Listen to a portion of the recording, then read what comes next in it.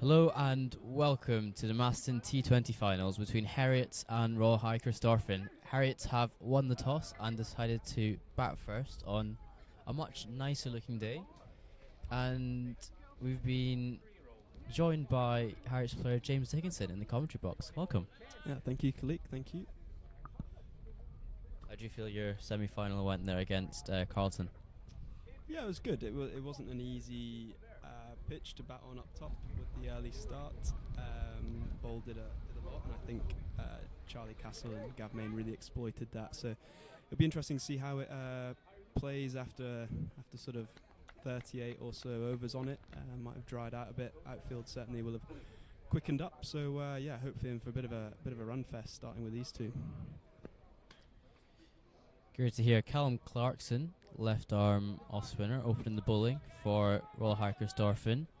Heriot's opening up with skipper Lloyd Brown on strike and Peter Ross at the non-striker's end. Their two out are long on and cow corner. Clearly some sort of plan that skipper Owen Gold and his men have in mind here. Was there much turn for you out there, Dicko? There was. I think it started to turn more and more. So it'll be interesting with this fresh ball whether it will grip. First ball, well bowled, just potted away there by Lloyd Brown. Yeah, we saw one by Rory Allardyce of Carlton, one that turned a lot, beat bat and keeper. Shot. That's a great shot. Advances down the wicket and Lloyd Brown hits it for six, just in the full on the boundary rope. Brandon McMullen does the collecting. Yeah, we saw a bit more air helped it. Yeah, absolutely. The slower pace sort of gripping in the surface rather than sort of skidding it on. Shot. Touch shorter there, and Lloyd Brown rocks back, pulls it away for six. That is absolutely flown off the bat. 12 off the first three balls. Bowler Callum Clarkson, also a groundsman here at Golden Acre, has been put under pressure very, very early on. Quite a tough pair to bowl at. Peter likes to sort of sweep the spin, and Lloyd, as you've seen, previous ball likes to come down the wicket, hit nice and straight. So as a spinner, especially in the first six, it's a bit of a formidable task. But Cal's certainly an experienced bowler at club level, so yeah, I'm sure he'll relish this challenge.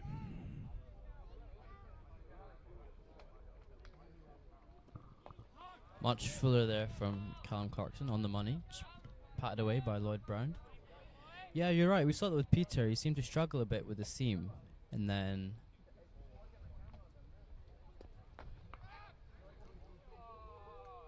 six runs over the head of Brandon McMullen at long on Lloyd Brown. 18 off the first five.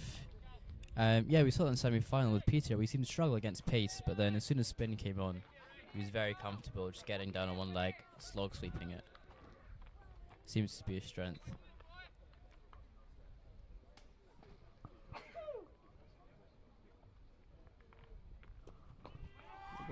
Arm ball there by Callum Clarkson. Touch shorter, going into Lloyd Brown. Plays it well off the back foot, dot ball.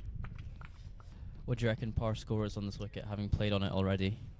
Yeah, good question. I think I think anything around the sort of 160 mark, now that's sort of dried out. Typically a really good pitch here at Golden Acre. I think on that, a massive shout out to the ground staff. There's quite a few who've been working last sort of 24 hours to get this cricket on, and it's nice to see so many people down watching. You know, and a lot of talent on show, that's for sure, across the semi-finals, and yeah, we're going to see some more in the final as well. 100% agree with you there. We've been quite lucky with the weather, but from yesterday the groundsmen have done an excellent job getting the pitch and the outfield ready on both squares here at Golden Acre. Brandon McMullen to open the bowling from the Warston Garden ends. Peter Ross on strike. Skipper Owen Gold standing up.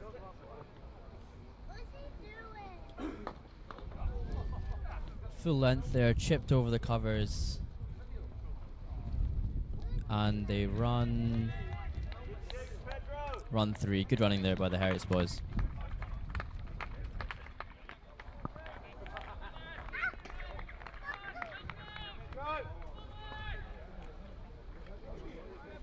Skipper Gold standing back now. maybe not as much movement as he would have thought. Yeah, interesting that. I think Peter probably would have used his feet to Brando to try and put him off his length, but I wouldn't be surprised if Lloyd does the same here. Brando formidable at hitting his length, as we've seen at the international level. So yeah, this was a good matchup.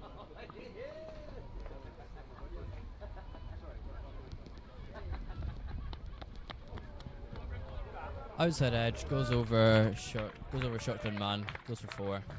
Bit of fortune there for Lloyd Brown. The 2 men out for Brandon McMullen are long on and long off, so clearly the plan is get Lloyd to hit straight and get him caught on the boundary there. But good start for Heriot so far, 25 for no loss, off 1.2.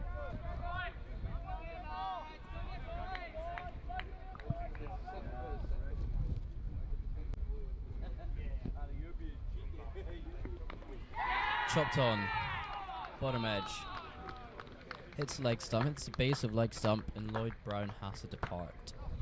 Good comeback there by Brandon McMullen. Lloyd Brown goes for 22 off his 8 deliveries with a strike rate of 275, 3 sixes and 1 4. In next is keeper Vian Moritz. Yeah, good areas again from Brando. You know, it's a real skill of his to stand the ball up and get it going both ways. So yeah, no surprise to really see him in the wickets in the first 6. Yeah, he's certainly going to be a bowler that we've got to watch out for. But Vian coming in now, back of some good form. So looking forward to watching him bat. McMullen took 2 in the semi-finals, going at 5s. He wants to do something similar today. Vian Moritz looking good for his 11 in the semi-finals against Carlton. He'd want to be somewhere similar today. James Ingerson has to leave the commentary box, unfortunately. He needs to go pad up. We thank him for his time and his insights.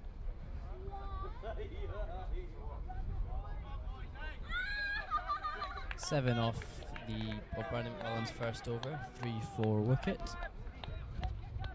25 for Heriot's off 1.3.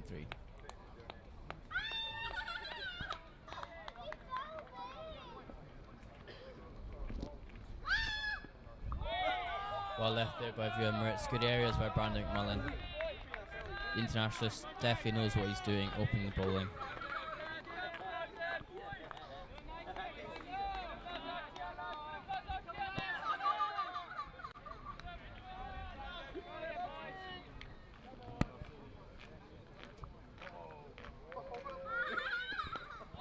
Gets the outside edge of Vian Moritz, guides it down to short third, and that is the end of the. Apologies. 1 ball to come. 3-4 wicket. ...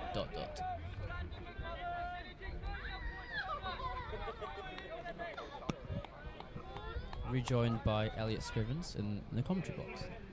Thank you. Very exciting start to this game.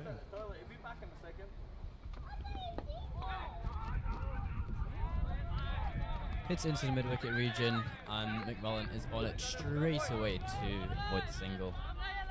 Some fireworks in the first over, wasn't there? 100%. Lloyd Brown really taking a liking to Callum Clarkson. Has to depart in the next over. Looked like McMullen was getting a bit of movement there from behind the batter anyway. You can move the ball both ways, and big fan of that. New bowler coming on from this end, Seamer Anthony Dunford. You'll have keeper standing up again off Owen Gold. Another big swinger of the ball. Can get it going both ways. Hits a really nice length. Not the quickest, but he's a very skillful at what he does. Important that he backs up McMullen's over here. 100%. 25 off the first 2, with only 7 coming off McMullen's over and 18 off Callum Clarkson's over. Field, they've got long on and cow corner. I wouldn't be surprised here if Peter Ross tries to take him over extra cover, just chip it over the infield.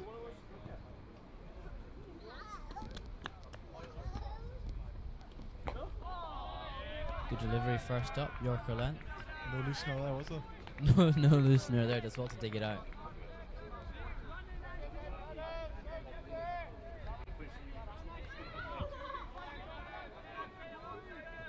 Do you think with the sun being out and the conference from the first game, do you think there'll be a difference in what they're thinking that they need from this innings, or?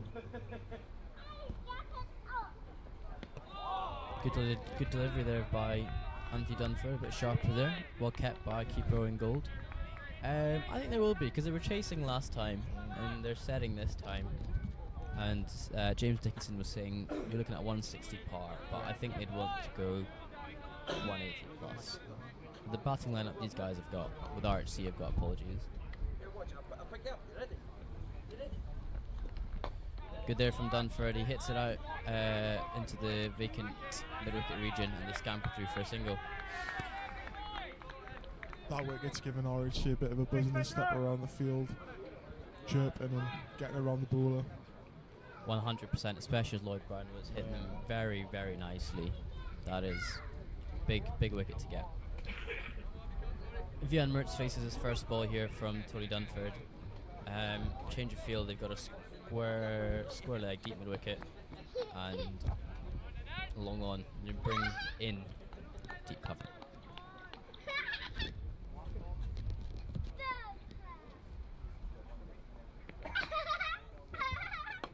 Solid defence there by Vian Mertz, just pats it back to the bowler.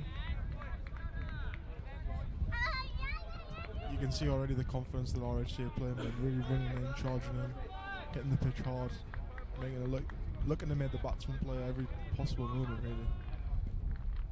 They're obviously a well-skilled unit.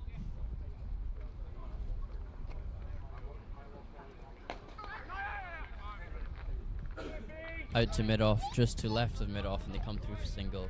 You're right, this is a very well-drilled unit, coached by Craig Yelverton over at RHC, head coach of Edinburgh Cricket Academy with George Munsey as well. So very, very capable coach, and knows what he's talking about with this cricket. So he's done really well with this very experienced unit as well.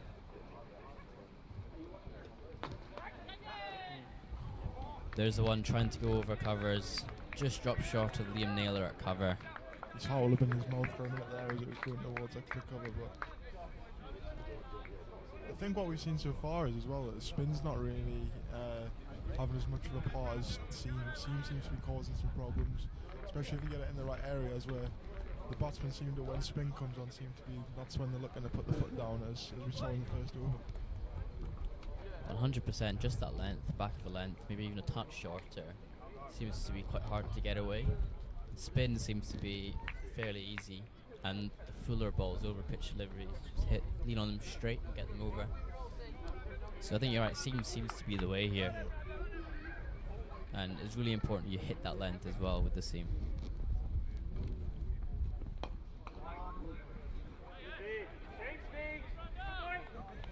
Good looking shot there from Vian Mertz to Ayush Dasmahabatra at cover. Good stop there. I'm glad you said that name and not me. He's a good friend of mine from university, and I know him quite well, so glad to be singing his praises, as I always do. Nice.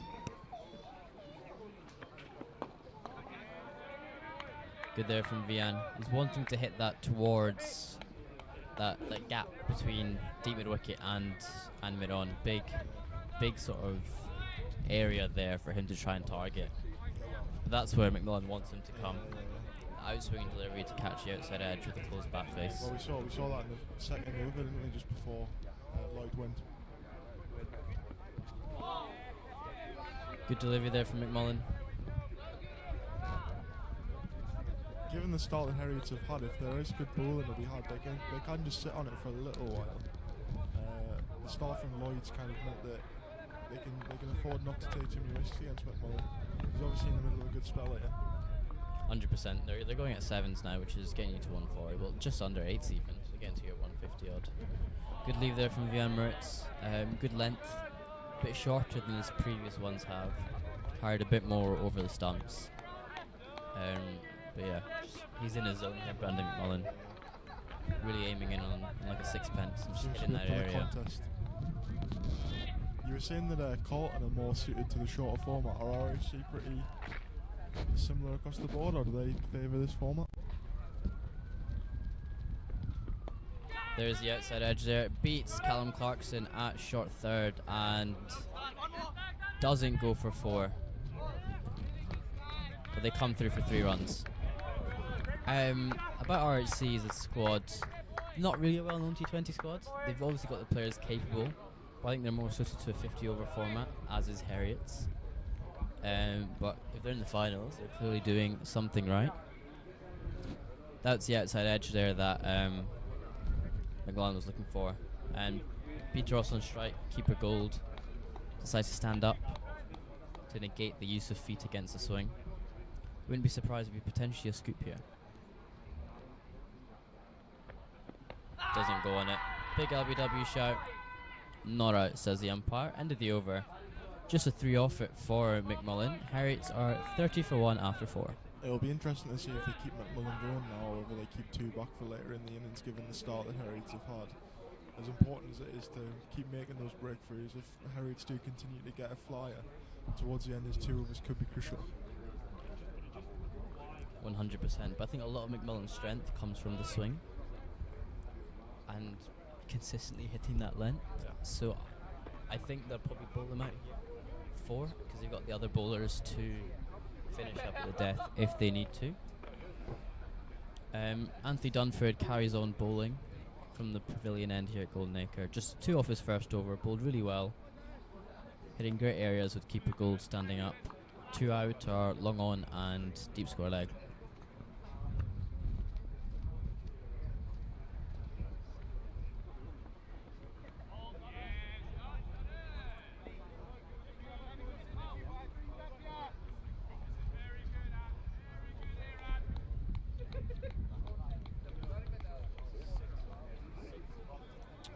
Big leave there from Vienna Moritz. He does like to take his time getting in, but when he hits his shots, they're good. In this day and age, I think players back themselves to catch up, don't they? They can afford to take a few deliveries just to get their eye in. 100%. Back foot there, hits that one to backward point. I think you're right, players nowadays, the bats they have and the way they go about playing their cricket, they bat themselves to go hard at the back end of the innings. Especially in the power play, I mean, all it takes is 1 or 2 to come off the middle and he'll be away. 100%, but there's no guarantee he'll be there until the back of the innings. No, that's true.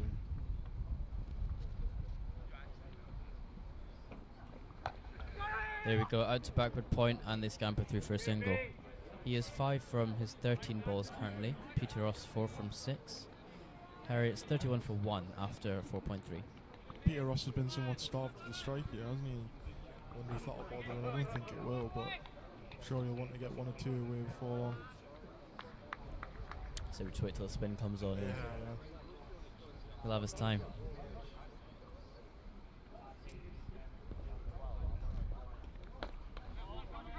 Sort of a half-batted shot there down to long on from Peter Ross, and they come through for a single.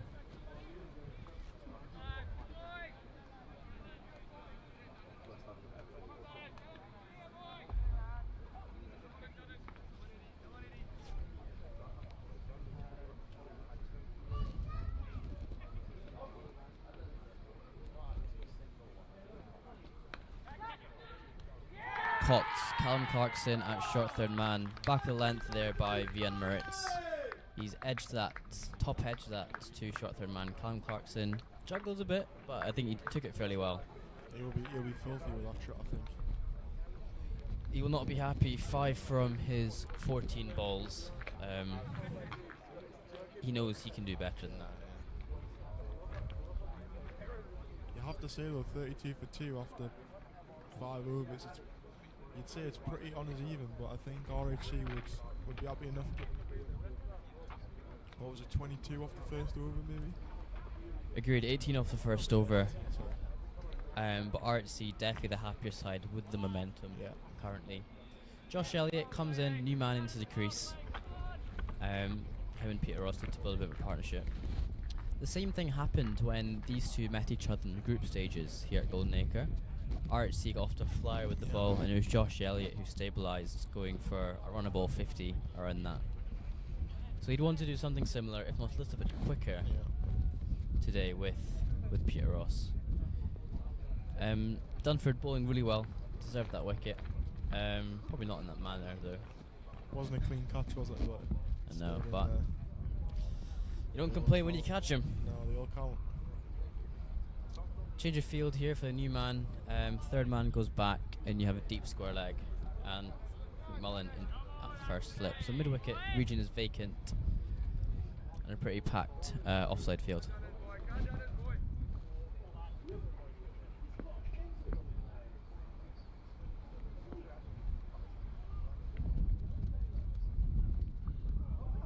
That is beating everybody through, and that is 5 wides.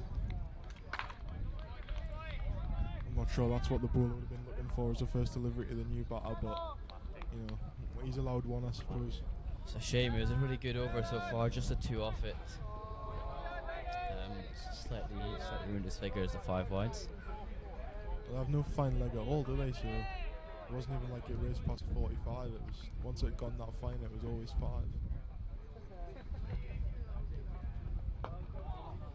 Much fuller there, and Josh Elliott hits that to cover. End of the over, 37 for 2 off 5. Heriot's going at 7.4 on over. Change of bowling now. Brandon McMullen comes off, and it's looking like Kesajad is a new bowler on. I'm surprised, given that they took that wicket in the previous over, that he wasn't given one more over, because he was the bowler that was causing problems. But they obviously feel like it's important to hold his overs back for later. No, just as we're saying that, Kesajad takes his hat back from the umpire, and Brandon McMullen I think this is the to right continue. Move, I think it's the right move. I agree. I think it's the right move as well.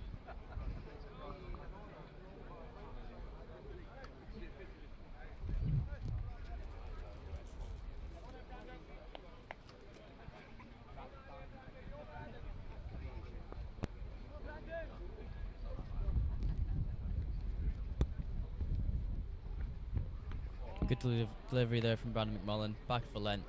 Just inviting potentially an edge there from Peter Ross, but he does well to get no bat on it at all.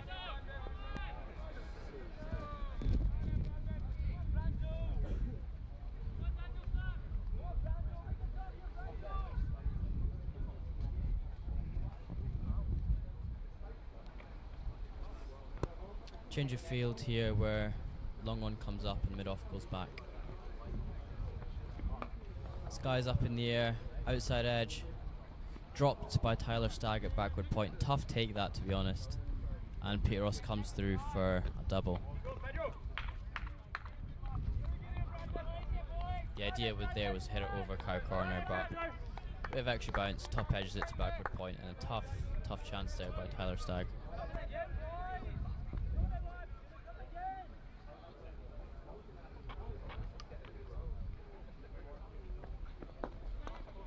Good there from Peter Ross, finds that mid-wicket region, and they come through for a 2.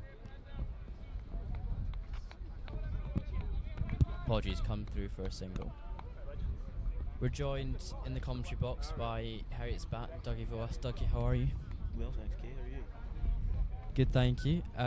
Thoughts on that semi-final against Carlton? It was a good game. I thought we bowled really well up top. The kind of early wickets, they relied quite heavily on 2 or 3 guys. We know that, so good to get them early, and then just kind of kept going from there. We never really let them off the hook, and then we felt very comfortable chasing 100. I guess the pitch was maybe a bit trickier than we thought it might be, but ultimately got over the line. So delighted to be there and delighted to be in the final now.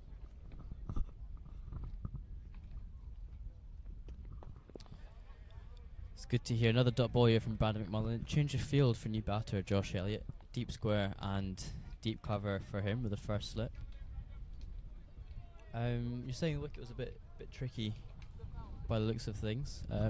Looking all right now. Yeah, I think it's improved as the day's gone on. Still looks a little bit skiddy.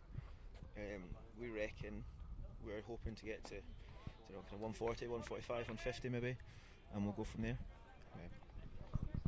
Good run there from Josh Elliott, and Peter Ross just pushes it into the cover region, and they come through for a single.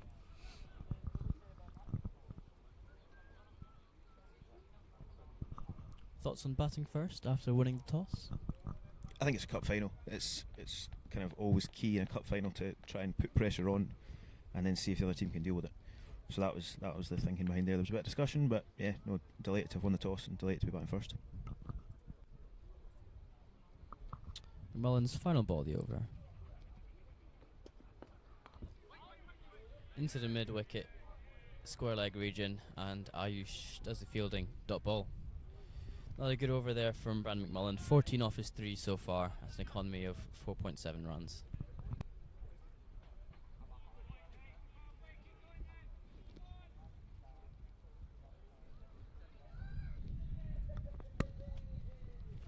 Electric start there by Lloyd Brown the first over, as you can see, but the fall of 2 wickets sort of pegged Heriot's back a little bit, but still going at a steady run rate currently. You see the batting there, Lloyd 22 off his 8, great start in the first over, and then Vian going for his 5 of 14.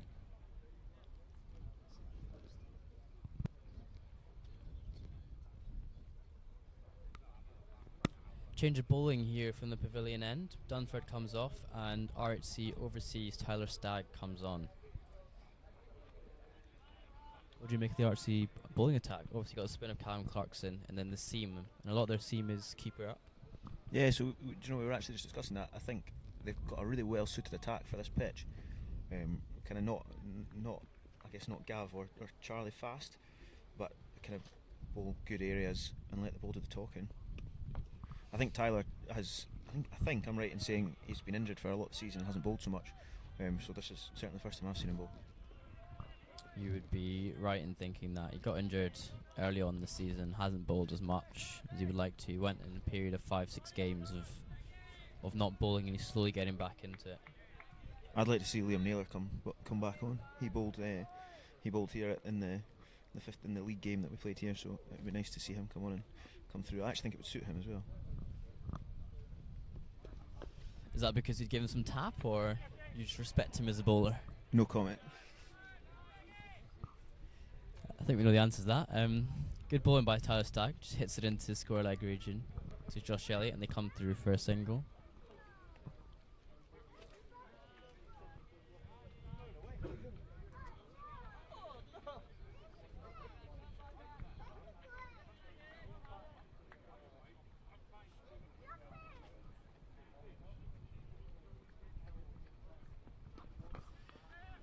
Good length there, hit it to mid-on region, Kesajad, and they come through for a single. Good running here from the Heriot boys. Singles looking like the way to go with potential fireworks at the back end by yourself, Mr. Dougie Boas. I don't think there'll be many fireworks from me, but it's always nice to see boys rotate the strike in the middle. I think that's key. I think the team that kind of runs better and takes ones and twos where they can is the one that's always going to come out on top in a T20 like this. Is it true you've not hit a 6 yet for the first team? Again, no comment. That might or might not be true.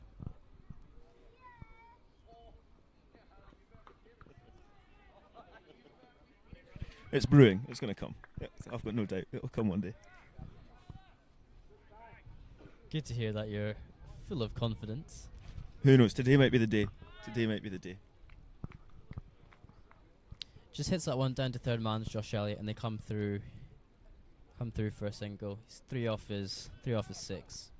Pierre Ross 9 off his 12. We saw him in this position before in the semi-finals, then took on the off spinner with 3 6s.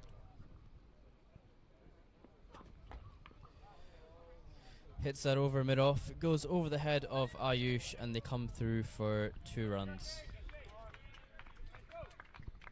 I think Pedro's pretty key for us. We've always kind of known what he can do, and we back him really kind of to the absolute max. If he gets going, he's a really, really dangerous player. Agreed. We saw him pretty much break the back of the score in the semi-final. It's a good 30-40 odd, and that's just sort of what, a third of the score, and that takes all the pressure off all the other bats.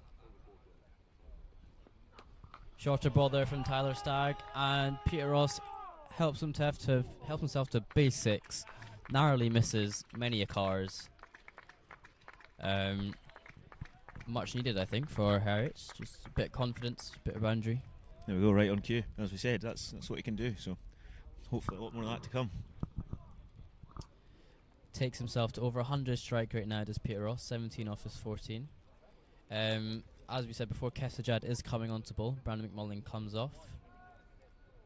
Kesajad obviously came over from the west to play Eastern Prem this season with RHC.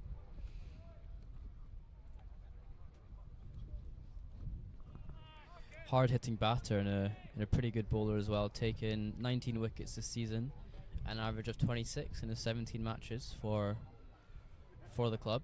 Most of them in leagues though, in the league games, not so much in T20s, hasn't played them as much.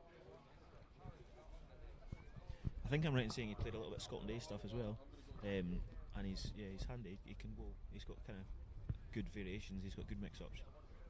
Stewart has played his fair share of Scotland A and Scotland age group. In the semi-final against Strumel, took 1 for 20 off his 4, going at 5s. So he'd want to do something similar today, right now really. Heriot's going at steady 7.4 and over. A bit less than the 16s they were going at the end of the second. But these two seem to be building a nice little partnership. 20 off their 13 balls together so far.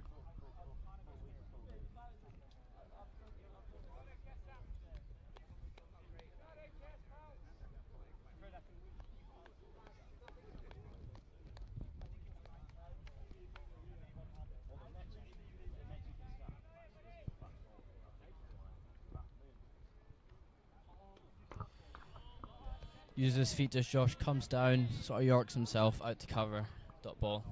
Power play over here, so we got, I think, 3 out, 4 out. 3 out, we got deep cover, third man, square leg, and fine leg, 4 out. Standard back 4 here for RHC. Clearly the plan is get him on the back foot, get him cutting, pulling. Pace on.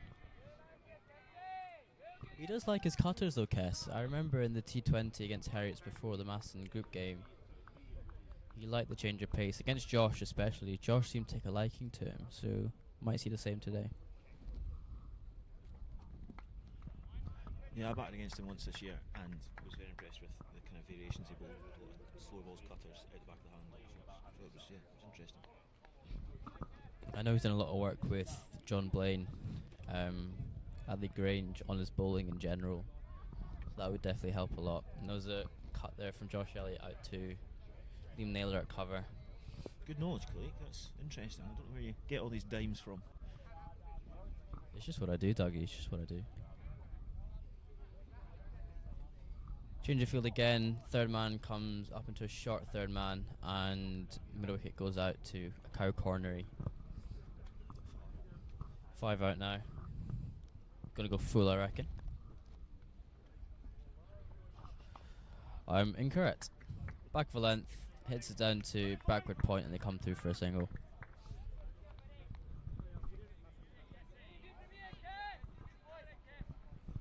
What do you think, Cleek? What do you think's par? What do you think we should be targeting? The calibre of batting we had and the explosiveness of players such as Dougie Boas, I reckon.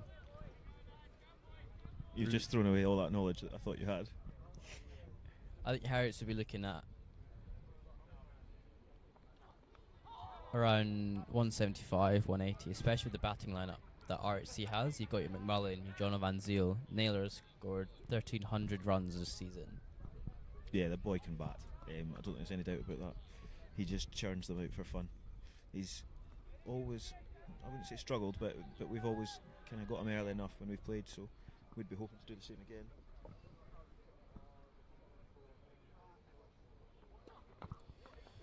Good yorker there by Kesajad. Peter Ross hits it out for a single. He's actually, did you know that? Nils, happy birthday. You can't hear me, but I'll let you know later. How old is he, do you know? I would be guessing he's going to be mid-20s, I suspect. The other cricket info profile, look at that, that'll tell you. 24, 25, I reckon. 24 says our analyst.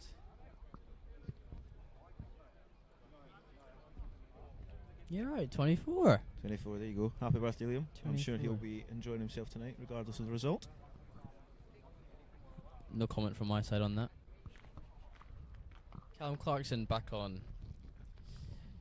Peter Ross will be looking to extend the pressure on Clarkson here. Does like his spin.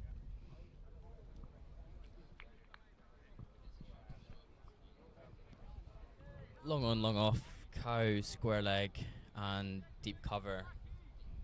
Well, the field is pretty standard field, I reckon. The T20 for a spinner. That is 6 of the finest over long off.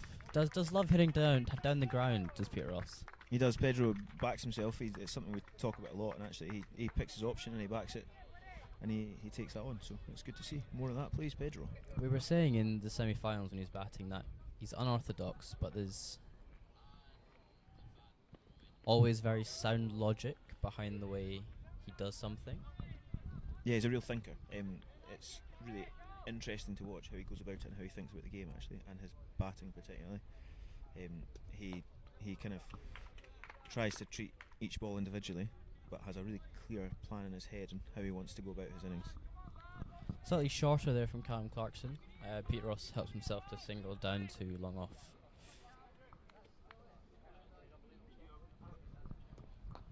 Good batting there from Josh Elliott. Just taps it into a leg side and they come through for a single down to long on. Really milking the singles available here down the ground.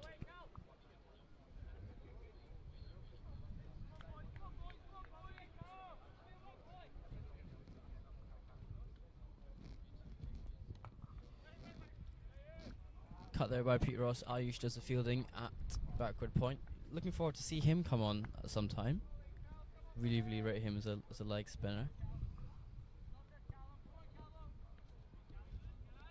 One ball left in the over.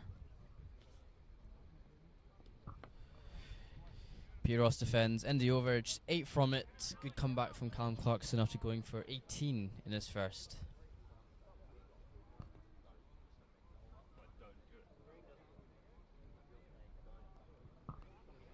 Thoughts on the score so far around the halfway stage? 9 overs in, 64 for 2. Yeah, I think we're reasonably happy with that. We obviously got off to a bit of a flyer, lost a couple of wickets, starting to rebuild here. So yeah, I think so. I think we're kind of nothing silly just yet, and set ourselves up. We've obviously got a reasonably stacked batting lineup. We've got plenty of power to come. So, and I do not include myself in that, despite what you say, Kalik. But yeah, we've got a bit of batting to come. So we would back ourselves to take this deep and hopefully kind of exploit the end. Kestajad comes back into bowl to Josh Elliott.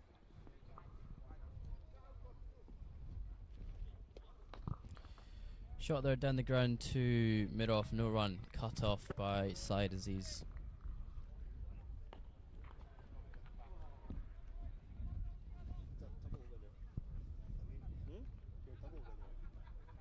Double winner in what sense, Kenny?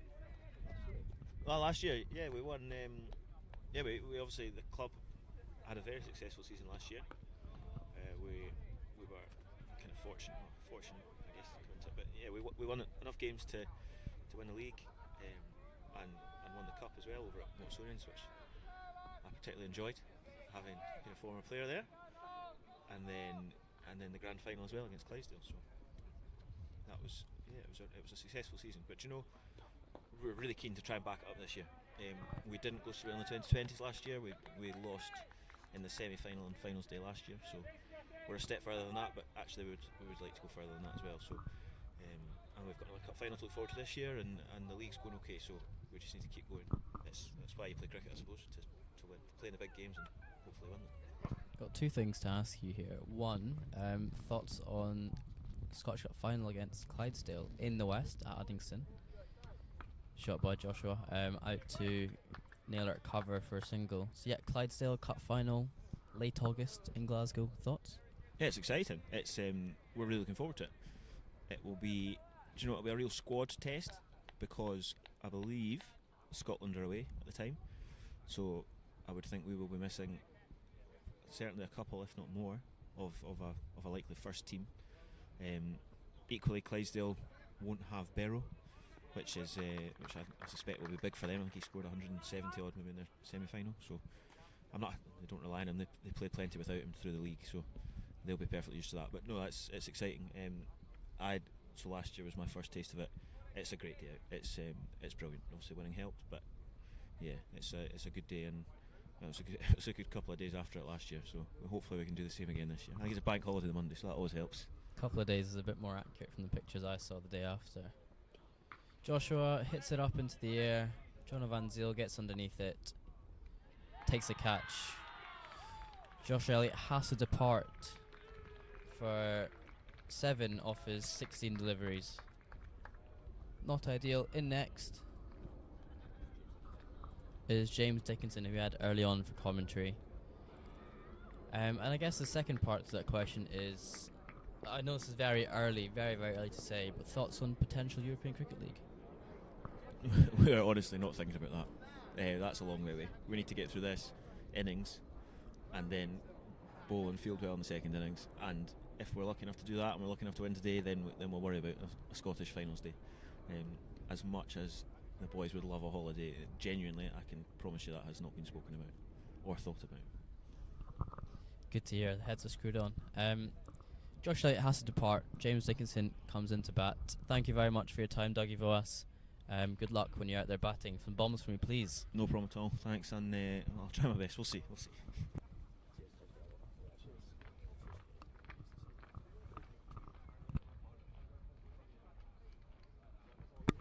Alright, so 66 for 3 after 10. 6.6 they're going at. They were going quite nicely there with the partnership between Elliott and Ross. 34 off the 31. Dickinson now comes in for Elliott, and there's a bit of rebuilding required. Their look of 180 is quite far away. Apologies, 140 is a little bit far away than they would have hoped to at this stage.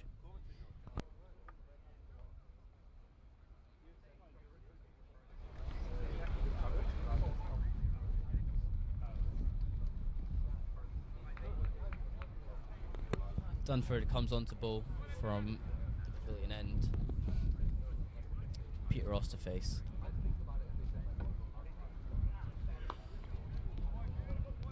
One down to backward point, and they come through for a single.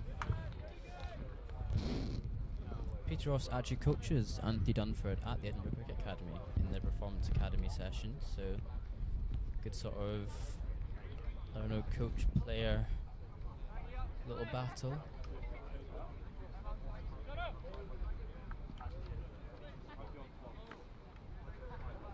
Change of field here for a new man, James Dickinson. Square leg and deep cover are the 2 out. Apologies with the third man as well. And fine leg just dropping back now, so they've got the back 4.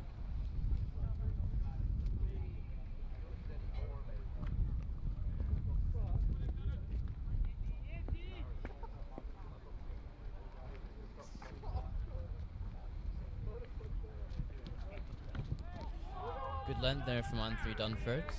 Gets Dickinson on the back foot there. Good take by skipper Owen Gold as well.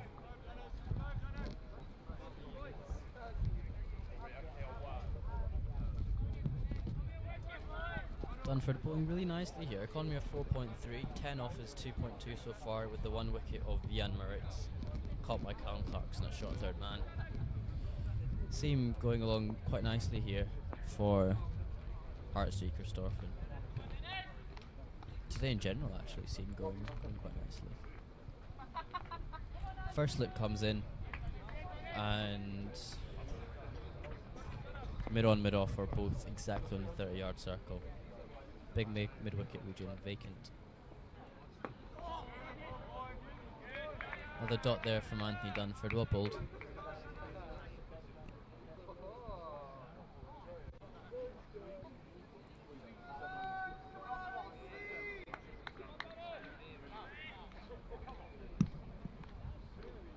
Rejoined by Elliot Scrivens in the comm box. Thoughts on the game so far?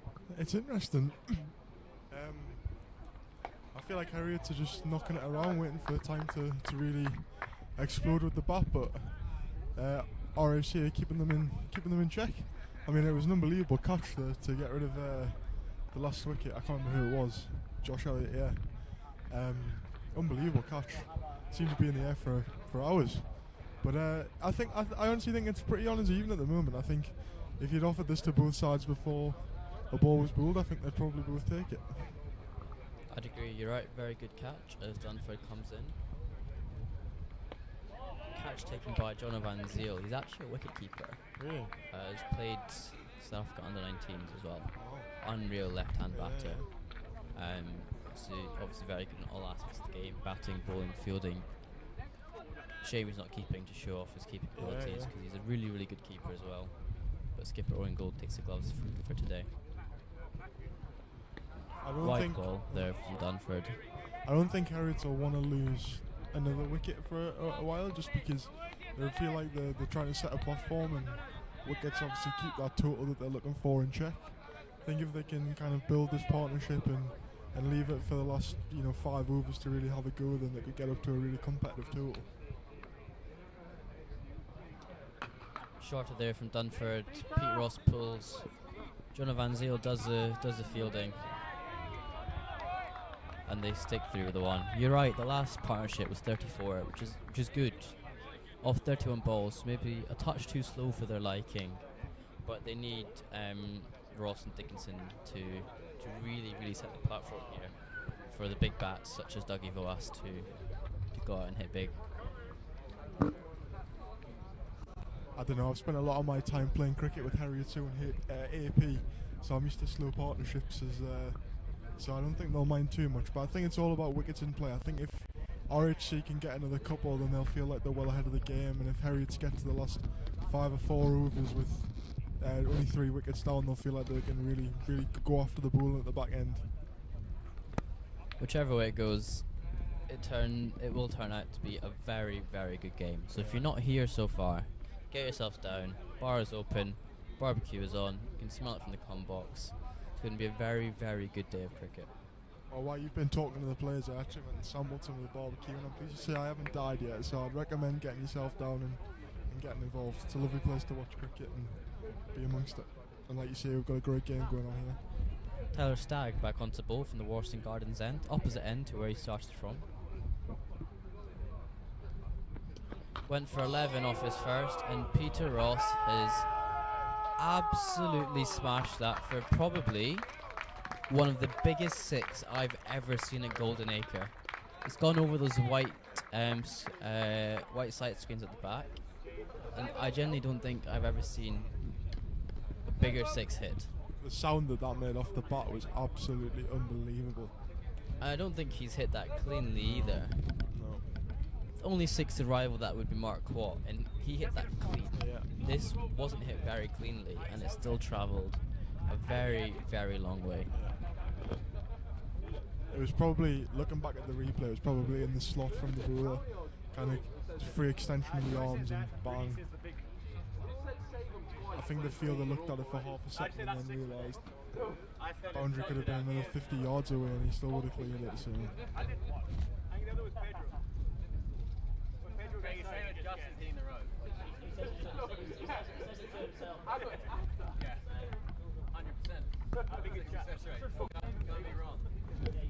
See the summary on your screen now. Monstrous 6 there from Peter Ross. Looks like they've found the ball. Someone's garden. Someone's garden, yeah. 76 for 3 off 11.1. The Heriot's contingent would want many, many more of those, because that was huge. It was definitely not going down big, that's for sure.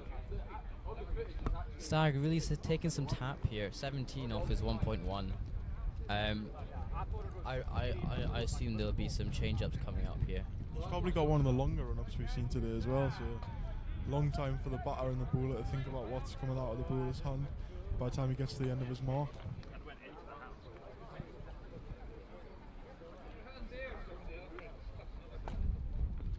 There's a slower ball there from Stagg. Wide outside off. Couldn't really get back on it, Peter Ross. But you're correct. It's almost past the 30-yard circle there, I reckon. So quite a long run up there from Stagg. But the more pace on it, the further it's going to go. Absolutely, absolutely. Slow balls outside off stump seem to be the way to go here. Really get the bats reaching out for it. Yeah.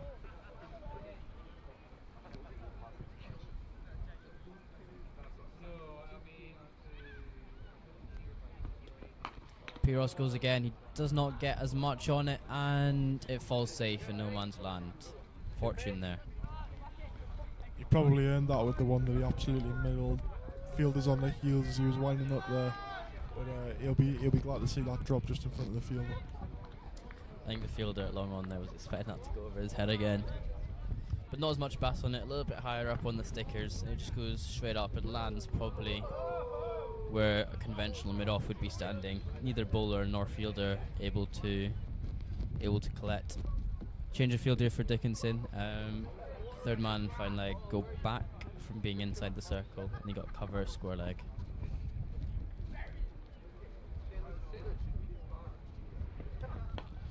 Good looking shot there from James Dickinson, out to Van Ziel at cover, dot ball.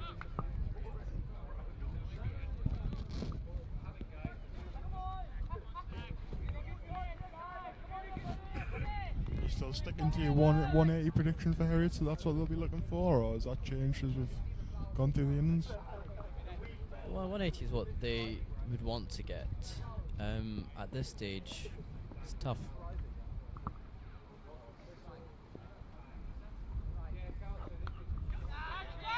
Dickinson is top edge out to Callum Clarkson at short third man, and they come through for one.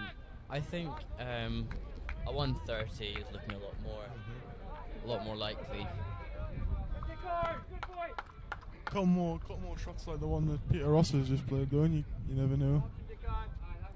Well, Peter Ross is the key man here, 36 off his 28. They need him to go long to the end. Any chance of getting a total that they're comfortable with defending. Stag finishes off nicely, 8 off is over, 19 off is 2. And that's the end of the 12th. Heriot 78 for 3. Fielders, I've noticed, are starting to get a bit frustrated with each other. Balls just dropping short, maybe feeling like they could run in and take the catch. But it'd be interesting because I don't think there's much they could do. But when you're in a tight game like this, all them half chances matter. Peter Ross, a key man here. You can see his wagon wheel on screen. Everything going straight. He likes that region from long on to mid wicket. Against seam, he likes it over cover. Callum Clarkson coming into bowl now, so you might see a few more over long on for him. James Dickinson to face them. Well, as we saw in the semi-final, Peter Ross isn't afraid to take on the fielders on the boundary.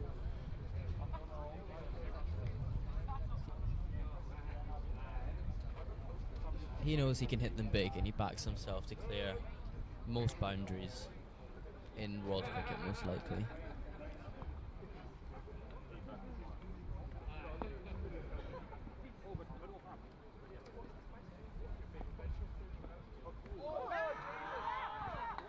Stumping shout, umpire says not out. And you go back. Good first delivery there from Callum Clarkson. Really been on the money since his first over that went for 18.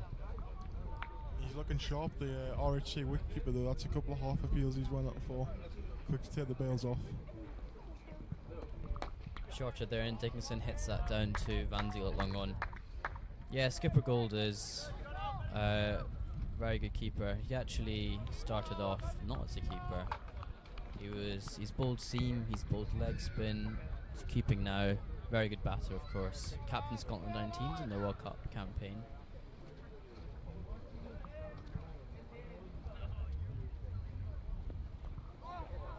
Nice little paddle there from Peter Ross.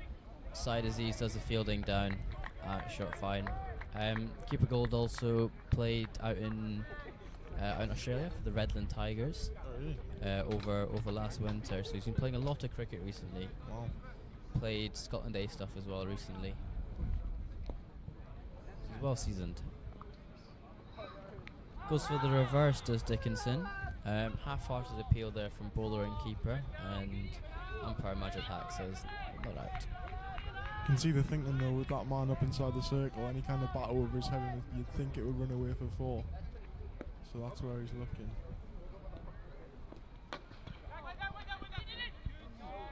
He's an accomplished hockey player, is Dickinson, so he likes his sweeps, his hard sweeps, his reverse sweeps. He's got the wrists for it. Very risky. He's been quite successful over the last few seasons in playing that shot. Just trying to make room for himself here by stepping back towards leg side to free his arms, but pinning the fielder both times. I think now's the time that Dickinson will be wanting to up that strike rate. He seems to be hitting the ball well, but picking out the fielders.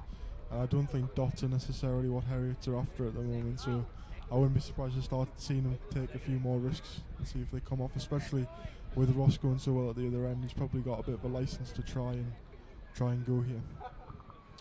Agreed. Ross 37 of 30, Dickinson 3 of 10. Kesajad on to bowl his third here, going 3 and over currently, so bowling extremely well, 6 off his 2 with the 1 wicket off Josh Elliott.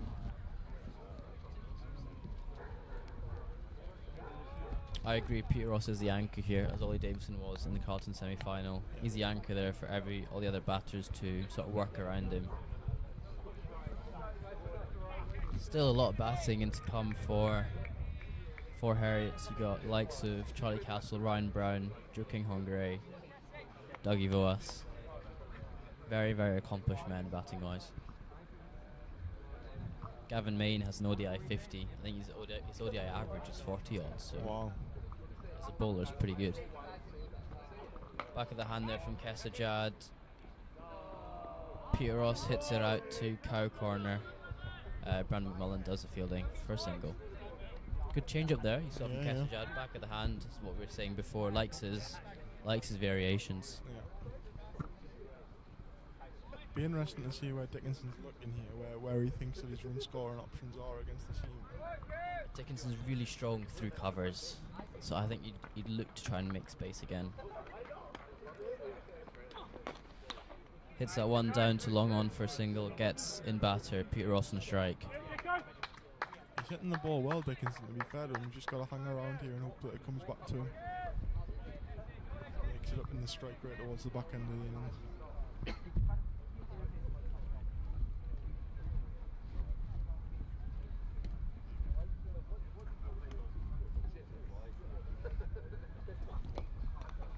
Clipped off the legs there by Peter Ross, out to Anthony Dunford at square leg, and they come through for a single. Good bowling here by Kesajad. I don't know whether it's the bit of sunshine we've had or just the extra game on it, but seems to be playing a little bit truer this wicket. Not as many kind of top edges or kind of half-hearted shots that are finding fielders. They seem to be hitting the ball a lot truer. Keeper Gold misses the catcher. Again, I think more of a case of self-preservation than catching the ball, gets his head out the way. Looks like it stunned him a little bit, that one.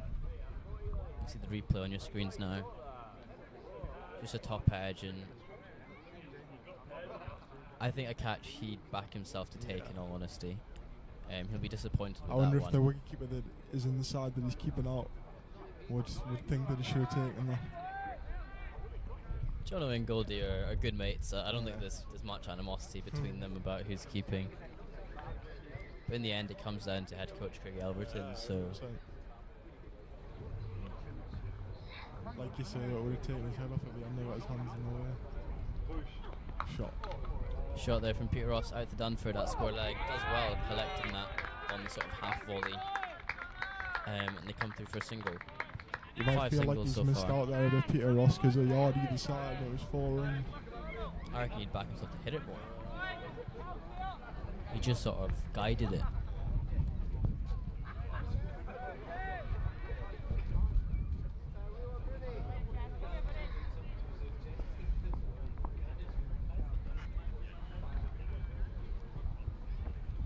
Another slow ball there from Kesajad does well. Looks like a back hand and some leg cutter. Does James Dickinson, and he finishes off with a dot ball. Just a 5 off the over there. Heriot's 85 for 3 of 14.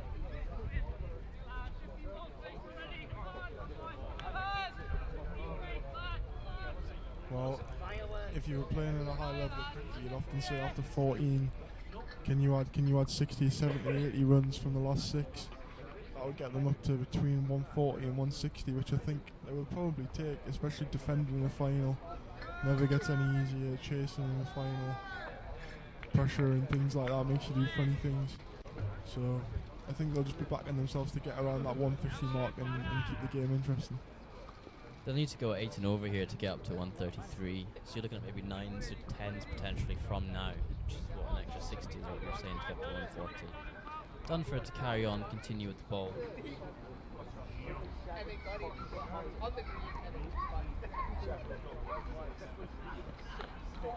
Inside edge there from Peter Ross, and he gets away with one. He scampered through for a single. I think this is the time that Dickinson's got to go now. It almost gets to the point where you're putting more pressure on your partner by just hanging around and chewing up dots. Last thing the Heriots want here is Peter Ross feeling like every ball's got to go because his partner at the other end's not doing it.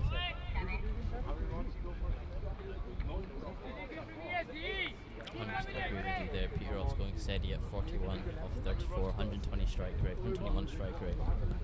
Dickinson just 5 off 13. Dunford into ball a second. Fuller delivery there, almost Yorker length. Dickinson just unable to get it away. Dunford bowling well, 14 off 3.2, economy of 4.2 with the 1 wicket, of course.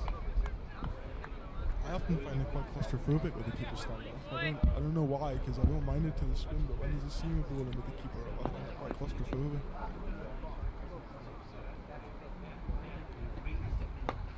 There's that gif of pressure. Dickinson skies it up. Brandon McMillan takes the catch, and Dickinson has to go for 5 or 15. Not really the innings he was hoping for there. I have to say it was coming, wasn't it? One way or another, it was either going to be 6 or it was going to be out, you felt. It was definitely coming there.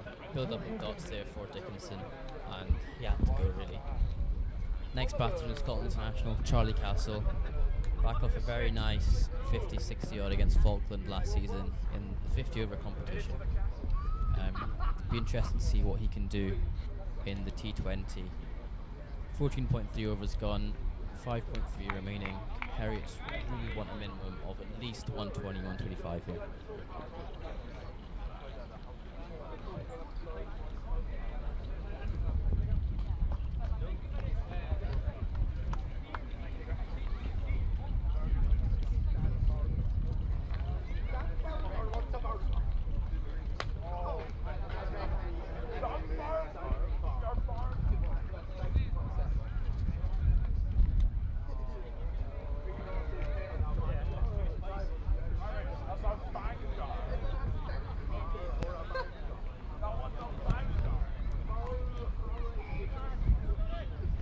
Charlie Castle coming in, Edmund Castle on your screen. What more can you want, really?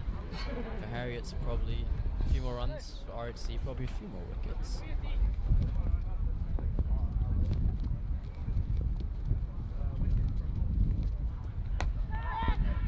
Good there by Dunford, catch the outside edge of Castle and just drops short of Ayush at a backward point region.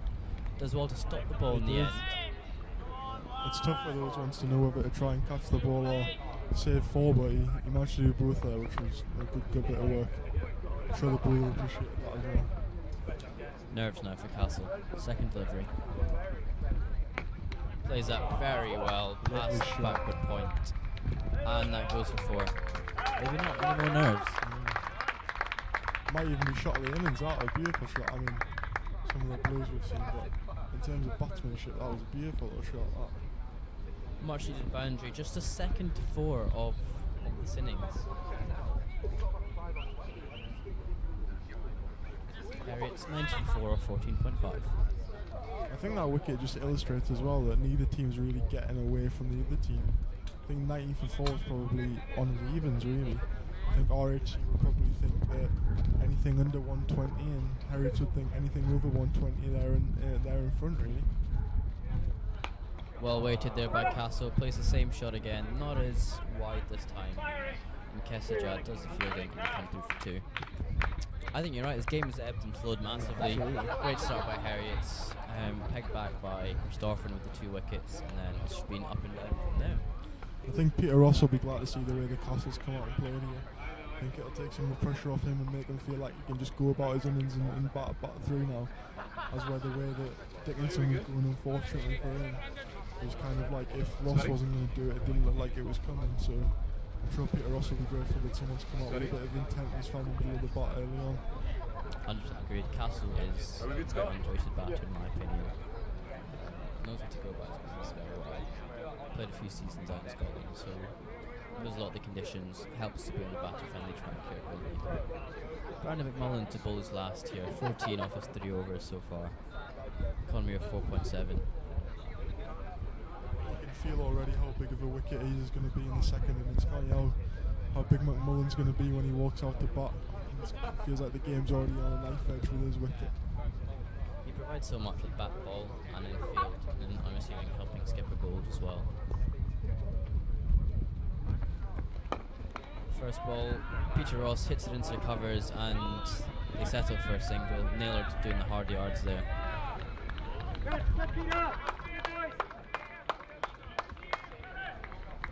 Again, the battle of two Scottish internationals, this time Castle with the bat and McMullen with the ball. We will most likely see the reverse of this in the next innings with Castle with the ball and McMullen with the bat. What's Castle's shot? Does he have a specific shot that you'd label him with, or? He likes it through the covers from what I've seen. He hits it aerial through the covers. When he hits it, they stay hit. Good Yorker there from McMullen. Well dug out by Castle. So you'll be looking for anything full and to jump on straight onto a drive. Agreed, yeah.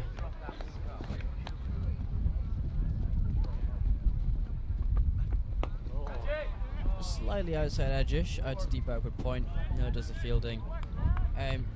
Also got a very nice pull shot. Likes to pull it in front of square. Yeah. So you're looking at more of a mid-wicket region, mid-wicket cow corner region on his pull shot, because he likes to go on his front foot and pull it, not really a back foot puller. But I think those two, if I'd say Castle had a shot, it would be one of those two. Pete Ross back on strike.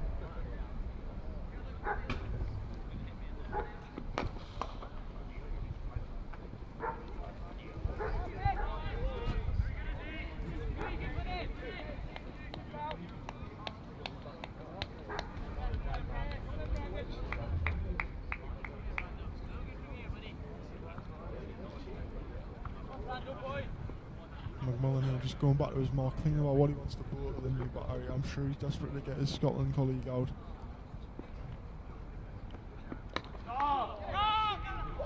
Wisely sent back by Loss there.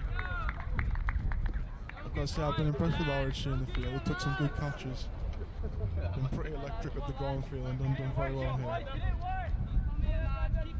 As we saw in the first semi-final with Carlton, drop catches really cost them. There's been no kind of sluggishness in the field here from RHC.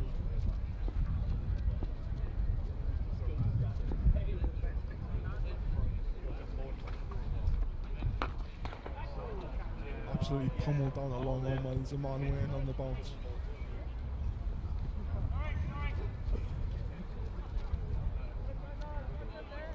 That's another single to the total.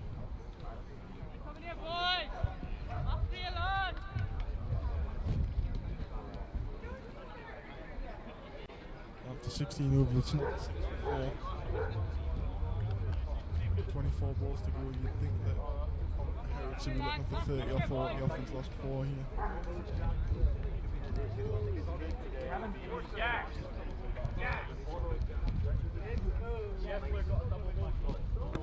Callum Clarkson back onto bowl the last year, 28 off his 3, going at 9.3. Good comeback from his first over where he went for 18.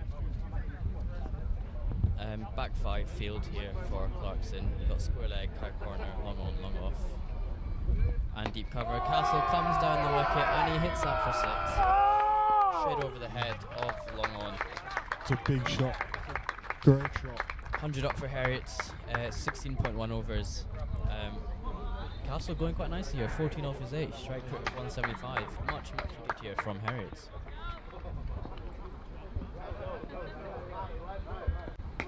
Goes again, shorter, and hits it for 6 again. Not much bat on that. No, didn't seem to get anywhere near the middle of that, but this is fantastic batting from Castle, really propelling Heriot to a great total here, 108 up. You'd think Heriot should just be asking him to keep going here. And he goes again, and that is a hat-trick of 6s by Charlie Castle. Callum Clarkson really under the pump here. You might be able to hear the Heriot's contingent behind me. cheering away Castle's lusty blows. 26 of 10, 260 strike rate. That shoots Heriot's up to 144 for 4. That is much needed here for Castle. And this is what I was talking about. Ross is now looking like he's playing a great innings of 43 off 36. And Castle's just come and taken all the pressure off him and said, I'll be the guy to propel us up to a total here. Unbelievable batting. Pulls out there from Callum Clarkson. Charlie Castle, big front foot press there. Brandon McMullen just had a chat with him before that delivery. That might have been planned. Revving the more and more well-oiled by the moment. Much slower there. Castle's gone again. He hits it for 6 over mid-wicket. He's on the floor. He's done a little pirouette on the floor, but he's managed to strip the ball away for 6 over square leg. Unbelievable batting here. And the Heriots contingent is absolutely loving this. He got absolutely none of that, and that is flown over the boundary. 32 off his 11. Callum Clarkson going 52 so far. Into the wicket, he hits that down to long on. Boozing around Golden Acres, thinks one down the ground to long on for a single. The Shoemel and Carlton contingent have had a few down them in. It's getting quite atmospheric out here. Up to 120 are Heriot's. Pete Ross tries to go as well. Dot ball. Callum Clarkson finishes 4 overs for 53. Economy of 13.3. Good little sportsmanship there. Callum Clarkson, Castle fist bumping each other. Tough outing today for Clarkson. Like you say, he'd actually dragged it back well from the first over, but that last over just absolutely ruined his figures once again. But striking at 275, I don't think Heriot's going to ask for any more in this one, has he? 121 for 4 after 17. Economy of 7.12. All of a sudden, can they get to that 160? Can they get to that 160? 3 overs remaining. I think at least 150 minimum here. Absolutely.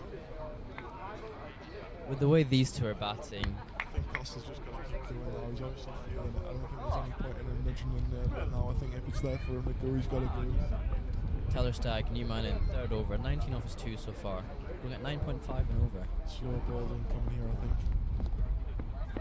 Called it correctly. He's hit that 2 deep backward point. Naylor does the collecting and it's a single.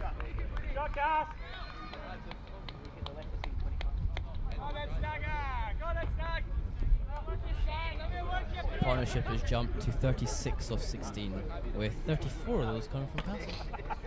An over like that can really rattle you as a fielding side as well, so it's important that RHC actually keep the wheels on the wagon here and get through at the end of the innings unscathed. I don't think they'll be too upset with 140 to chase down, but I think it's important that that over doesn't rattle them, because 4 sixes on the bounce can be quite devastating. Oh, massive!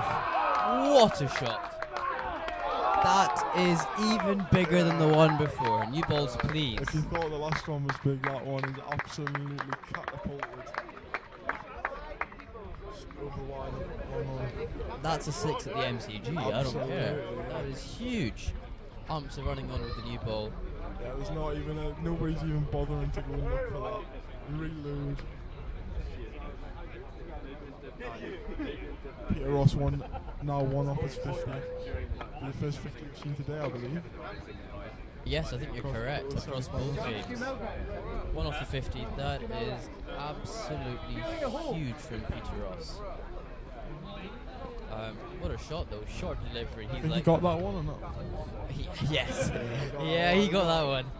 He got that one. That is absolutely massive. Came off like a cannon, that one. That's a tracer bullet. That is a tracer bullet. What a shot.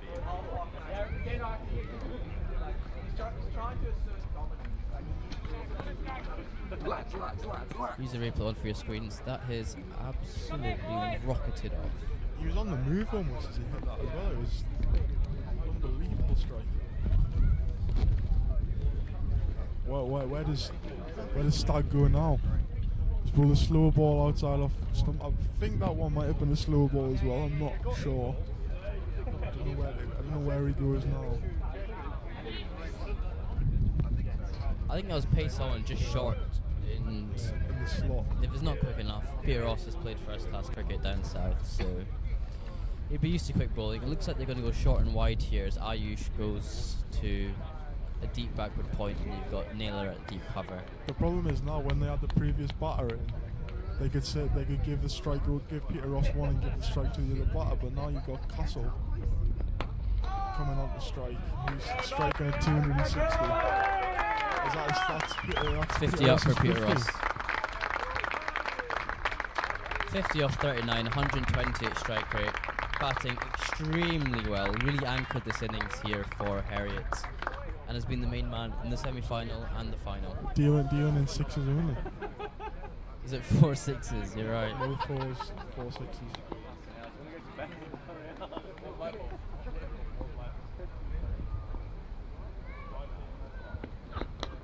Castle tries to go again. Good Yorker out to deep square leg, and they come through for a single. Castle 35 off 14. There's that 130 been broken. Yeah.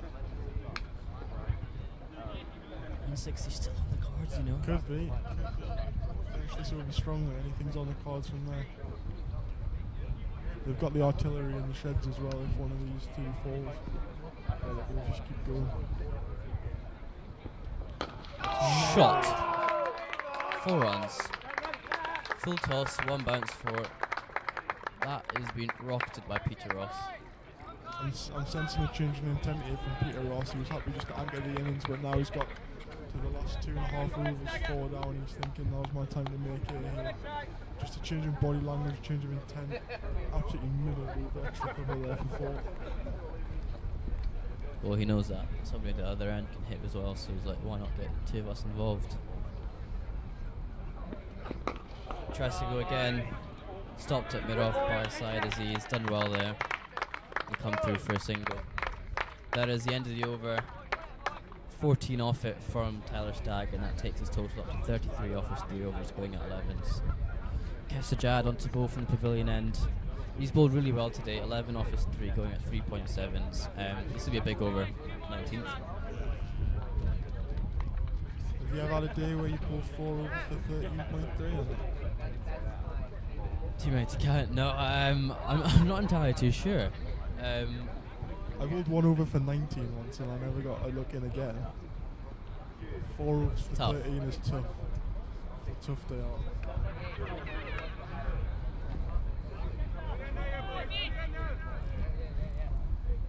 I'd love to take a microphone around the clubhouse though. It seems like a few of the members out the back are well oiled at 5 o'clock in the evening. It might be a dangerous game to play, taking a mic around there. Be a lot of language wars around, I reckon. Standard field here for RHC. You've got square leg, cow corner, long on, long off, and deep cover. Back 4. Like you say, it's a huge over. Kesajad will 100% be relying on his change-ups. Heriot are looking for 25 for the last 2 overs. 2 set batters. There's a back of the hand there from Kesajad. Pete Ross off the legs, out to Naylor, square leg. When you get the job, you need to buy for buying for me. 50 partnership up here between Pete Ross and Charlie Castle, and 22 balls, so very, very quick. Castle contributing his 35 and Peter Ross at 15.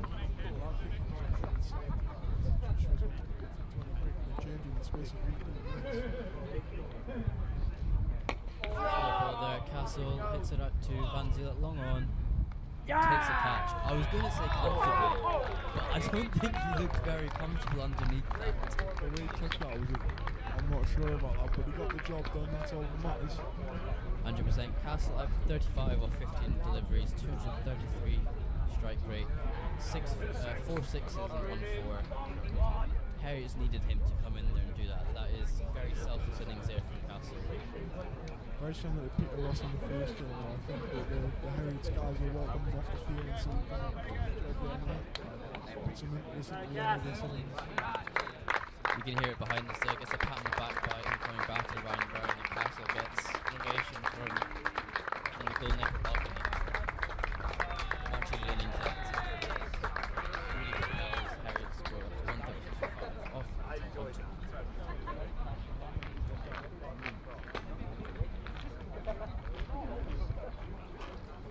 Can the new batter afford to take a couple of balls to get a look in here, or is he just going to go? Ryan Brown is known for going. He's bigger than Peter Ross. I think that tells you everything you really need to know. There's probably a bit of a debate about bigger. He's taller, but depending on bigger, it's a debate. But they're both big people, and he would want to hit the ball on his area is cover. That is his area. Spot? Yeah, he's something around there. Yeah. If we need someone to come in and pinch it, he'll come. Got a high score of 175 in a T20. That has gone so high up in the air. And gone for 6. And the crowd below us are loving that. Anti-flag question if he's going to take a couple of balls. First ball down 1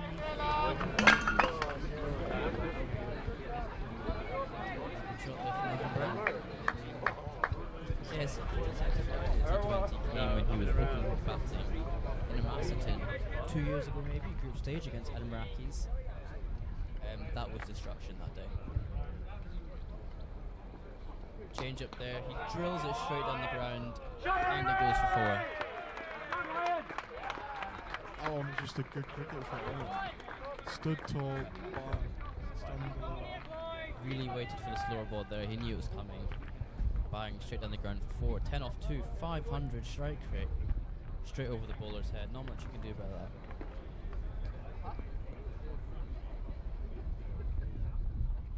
Shorter ball, he plays that off, and that is 4 runs.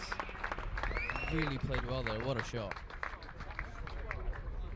It didn't look like he wanted to play that for a moment, and then all of a sudden he flicked his bat up and it's gone just over the keeper, between the keeper and sort of 45 away for 4. Brilliant shot.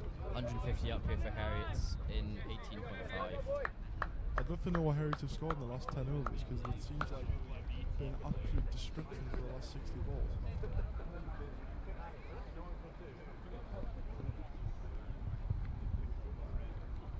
They've been going at 10s the last 10. But good little change up there from Tyler Stagg. Sorry, from Kesajad. 1 over left, 150 for 5. Didn't want to be getting at least 165 here, 15 off it. Tyler Stagg on to bowl the last. He's got some tap today so far, 33 off his 3. Should be interesting to see how Pete Ross and Ryan Brown go about it.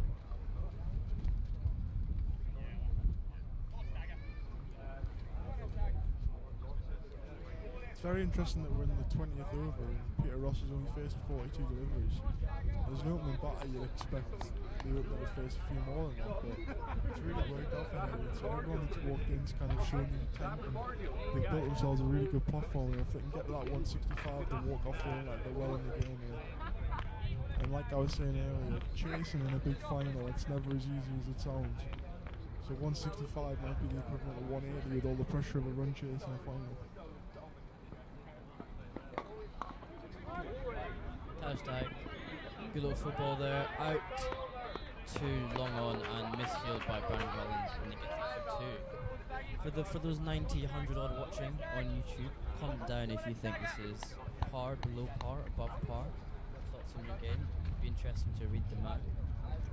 I think they're about par at the moment. About par says commentator Elliot Scrivens. Tyler Stagg on for a second.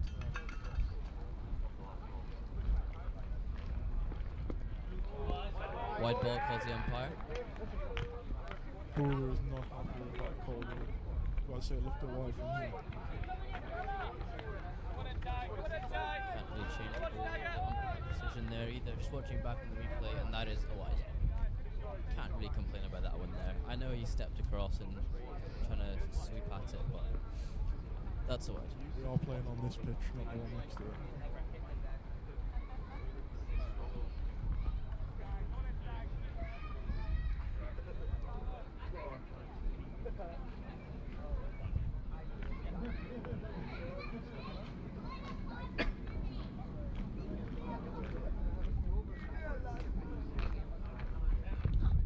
Shot. Caught. That was very, very high. I thought it went for 6. I could tell from the reaction that you thought that was 6 straight off the bat. I think we all bit, but the fielder settled himself and took a big touch there. Good catch there by Anthony Dunford out on the square leg boundary. The way that went off the bat, I thought it went for 6, but unreal batting performance there from Peter Ross. 58 off 44 deliveries, 132 strike rate, 4 sixes and 1 4. A real proper anchor there for Heriot. Next into bat is a man we've had on commentary actually, it's Douglas Fawaz.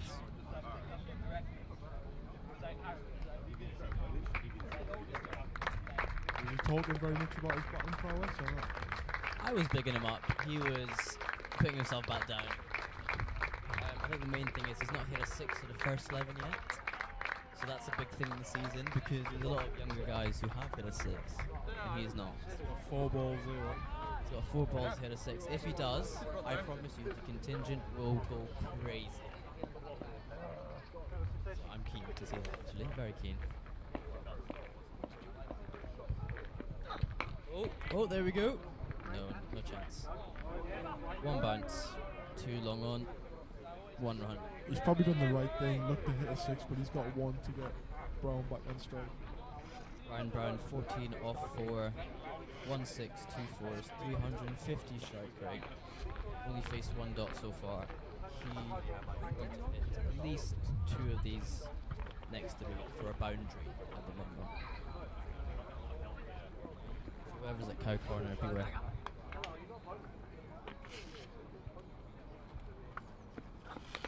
He's bowled.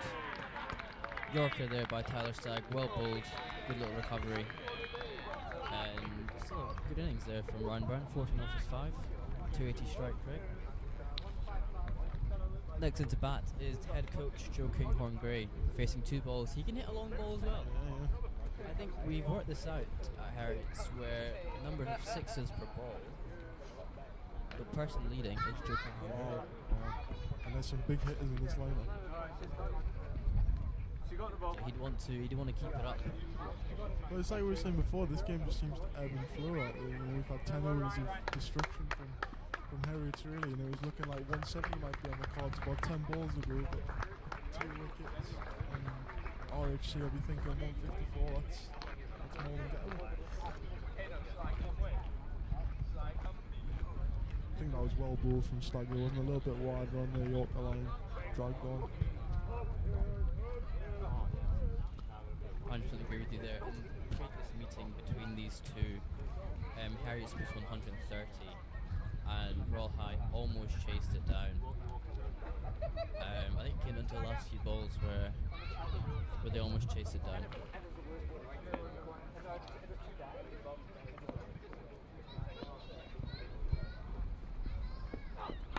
Outside edge there from Joe Kinghorn Gray, and he goes for 4 over backward point. What a shot from Joey. Yeah, it's a great shot.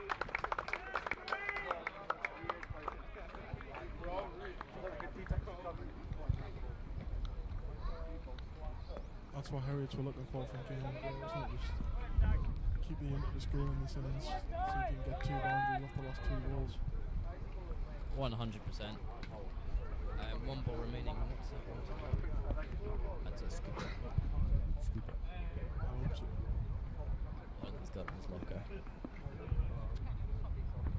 He's got that in his locker though. Come through for a single, and they make it. Good running there by Dougie Voas. Heriot's finished on 159 off their 20. Good little comeback there.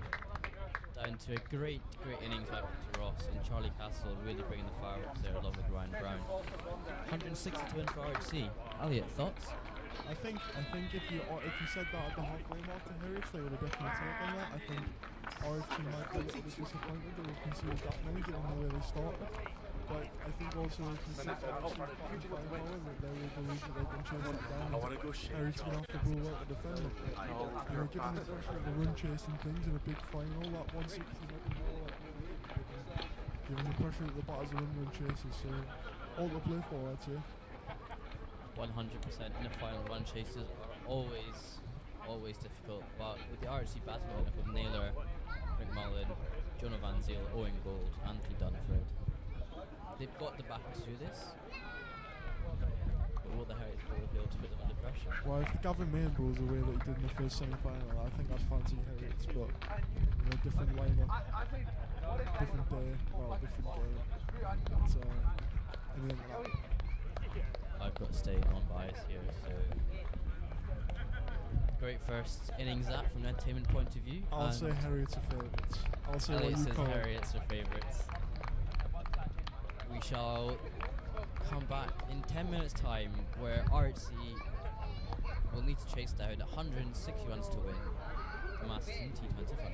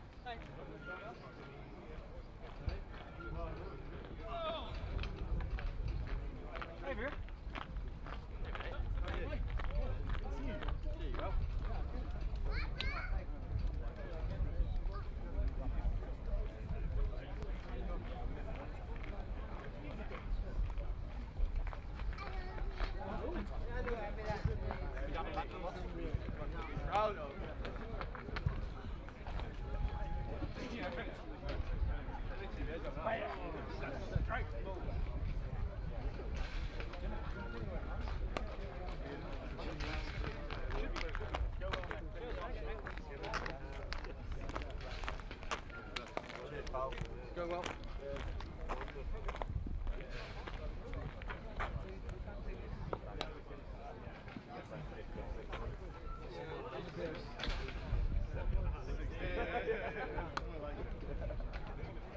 Naylor, go well, mate. Rude for you guys. What the hell? See if they ball 7 stuff. Half bowlers. Go. Hey, feel how non-gritty this gritty.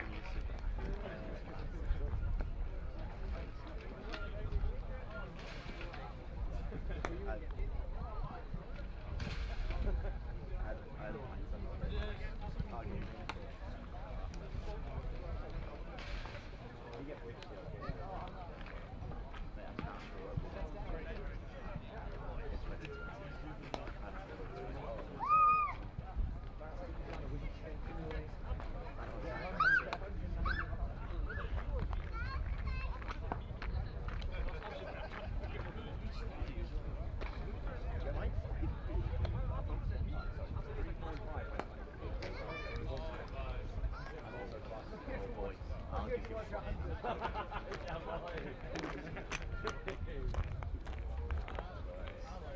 Craig, can I get some on down, please?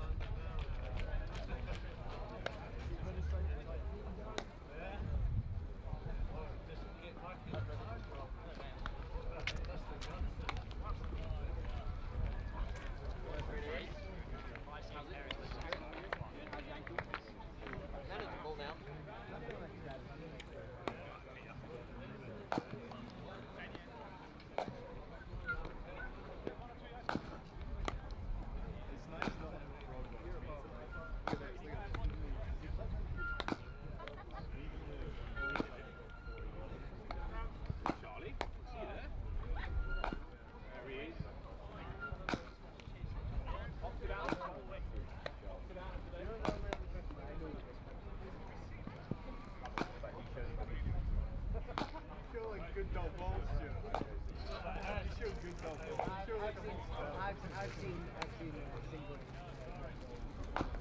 These are missed.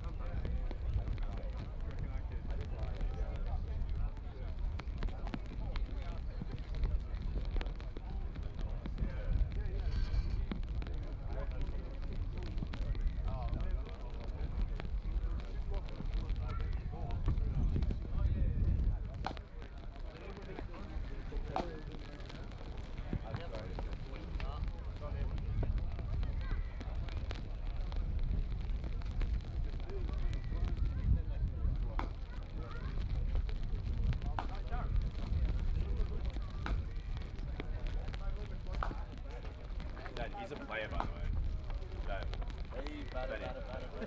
Van Zil's player. He's a player, lefty.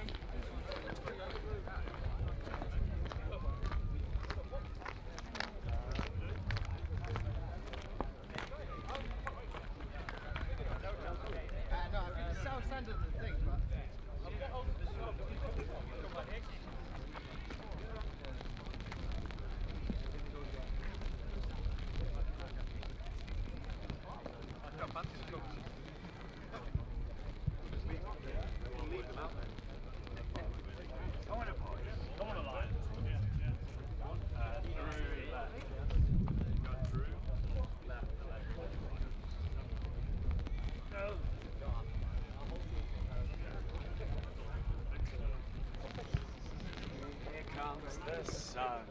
Da, da, da, da. Also, Shimel offers some great stash.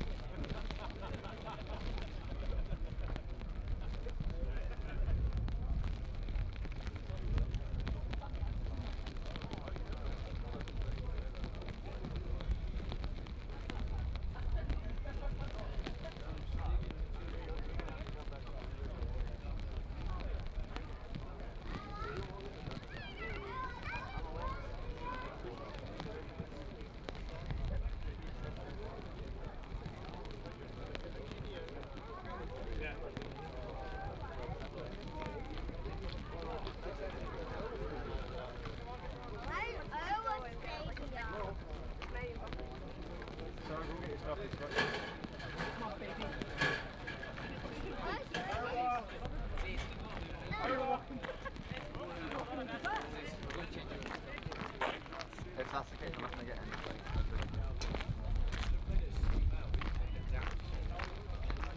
Let's go across the road.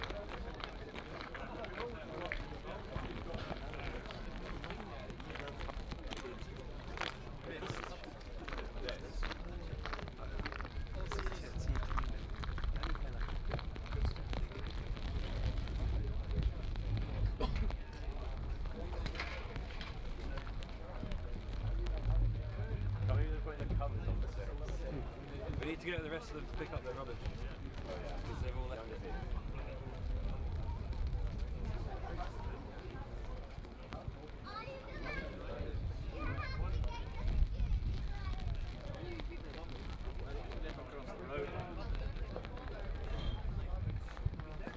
Oi, where's young T?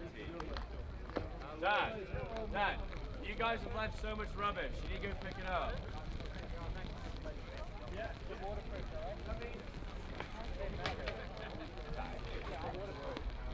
Let's just go play Stew Mel.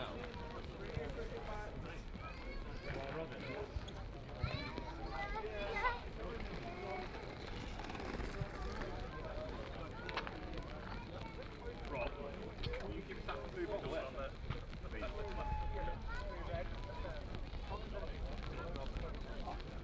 Yes, I can wait. Yeah, maybe.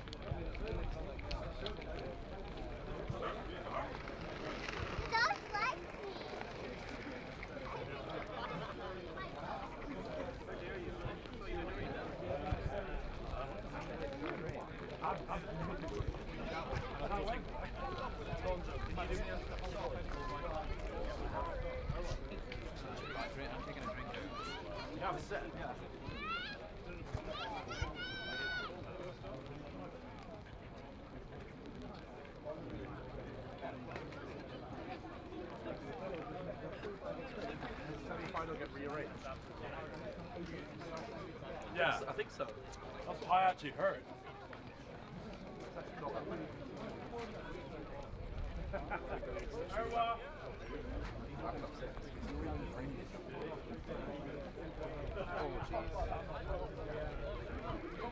Where's the field?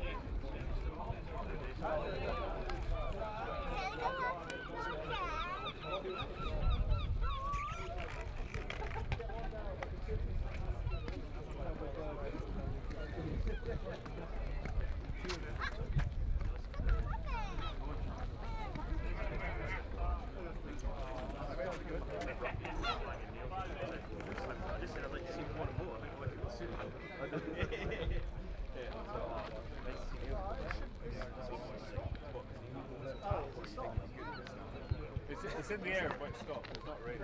And then they were like, you're playing this. Like, oh. And then I said, I was like, oh, I think it's going to rain. I think you'll be.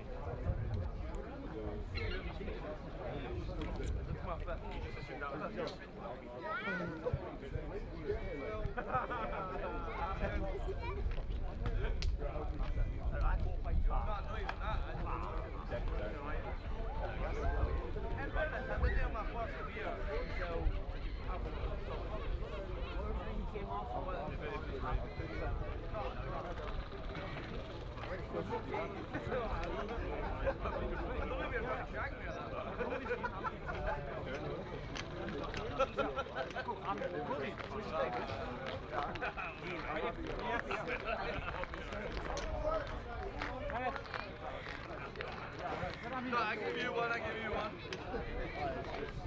18, 16 maybe, 16.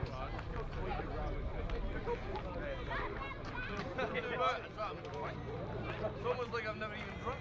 It's like the soup. That level you like. Yeah. So why?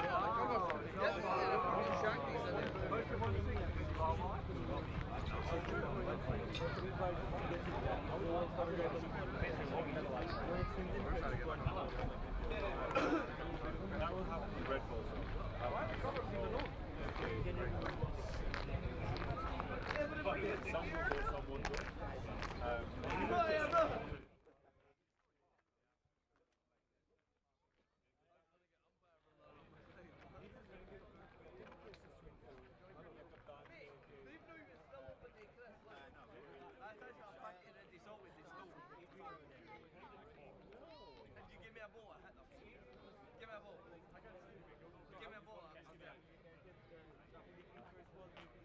I'll hit one of these ones. No, because there's going to be an apple on the pitch and then everyone... See, if it's a cricket ball, if there's a cricket ball, everyone will be like, oh, fair enough. Somebody... I'll kill every single one of these.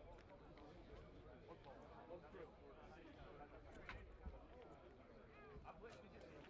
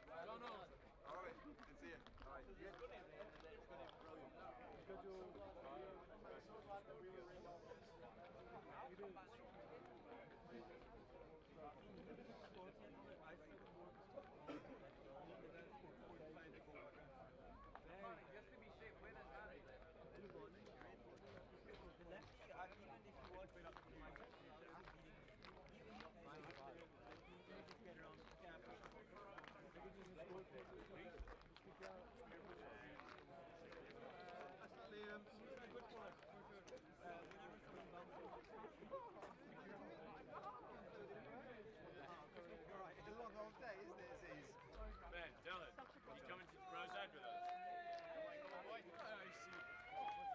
Rosette's here.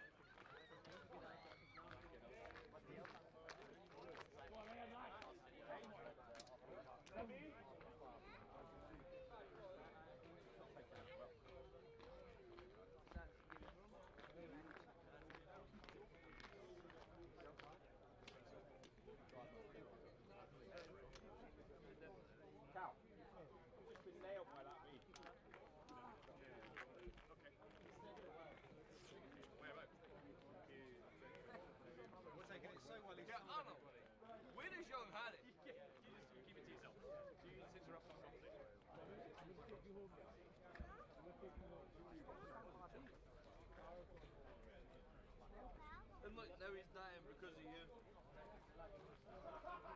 He's dying. He says I'm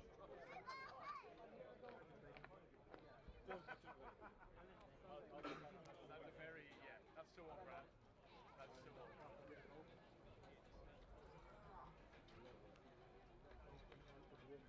Go well, lads.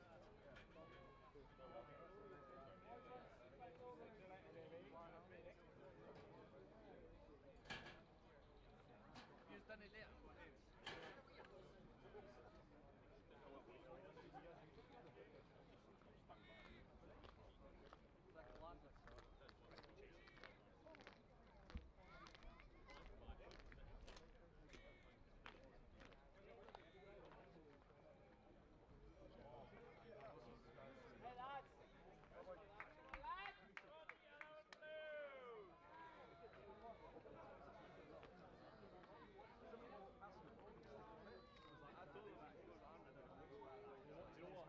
This happened with viewings for the NRS stickers. But then once, Zero! We were just watching Zero! That's the RS on the stand. So like eventually we'll see one in the IPL or something. We'll see a sticker. I know. Yeah. Go off the grid. Burn the shit. Going full off the grid shit. It's actually called tongue.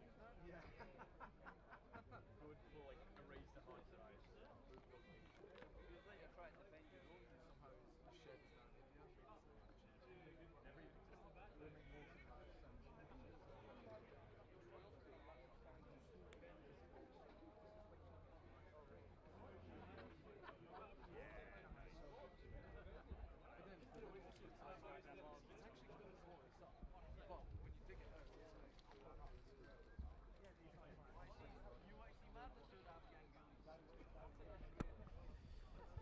Hello and welcome back to the second innings here at Golden Acre, where Heriot play RHC.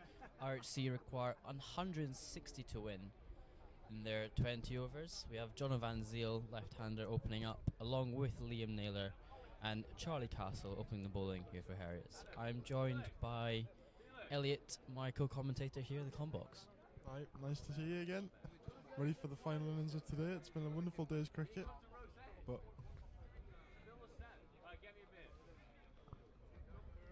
the chase is on though. The chase is on. I think RHC will fancy chasing 160 and Heriot will fancy defending it, so all to play for in the first 6 overs here.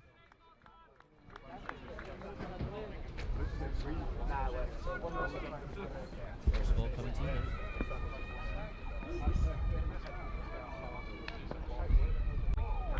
First ball, right delivery. Good hands there, though. Very good pace from Charlie Castle. Was he chased it? Just a little bit too wide on this occasion, but I don't think you'll mind seeing that because, like you say, it was good heat he brought there to the first delivery. That's the way Jono likes to play. Hard-hitting opener. Really technical in the way he goes about things. Second one there. Good stop by Peter Ross. And Van Zyl is off the mark. 2 so far in the first over. Castle already learning from his mistakes in the first game where he tried to pitch it up looking for swing. First 2 deliveries hard into the pitch to see if there's anything he can work with there. Doesn't look like he's interested in floating it up on a full length. Absolutely not. Much better there, hitting that good length, back of the length where it skids through, which looked difficult for all the bats today. Liam Naylor, 1,300 runs this season so far. See what he can do. Ooh, on the hands. 2 Scotland teammates here. Charlie Castle, Bones Naylor, and that has hurt him on the finger. You know it's hurt when the glove comes off straight away. He's calling for some medical attention because that one right on the glove, potentially the part of the glove that's exposed, that's not properly covered. I think it's the right hand, so it's the right hand. Yeah, that's going to hurt. Quick as well from Castle. It was. Rushed him a little bit. Lucky he didn't just balloon up off that top hand there, but yeah, he's clearly in some discomfort here. Agreed there, he got lucky. That didn't go up. Potential dislocation maybe? Potential broken finger? Looks like it.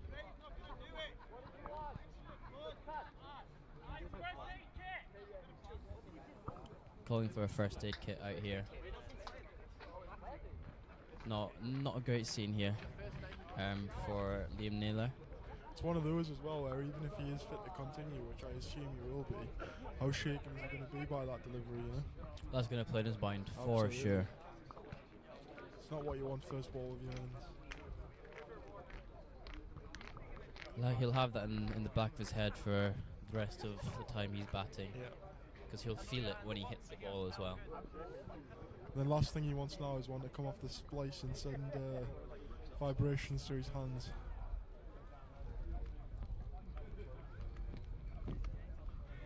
Just getting some medical attention there is Liam Naylor from Heriot skipper Lloyd Brown. Head coach Craig Elverton coming out as well to inspect and have a look. So in between innings we had like a sprinkling of rain there. Do you think that'll make any difference to how the pitch played? Because there was like a couple of minutes where it was raining where the covers didn't get on. Good question. Not much, I don't think. If anything, it's made it a little bit easy for the batters. A bit more water and a bit more skid potential, a bit more grease for the ball to come through. But hopefully for the rest of the time we have today, radar looks alright. I think we've gone through the rain that we're meant to have. Just might make it a bit more greasy for the outfielders, if anything. Yeah, so touch wood goes well, and we have no more interruptions in play. He's in a bad way here, the Liam Naylor. Doesn't look happy at all.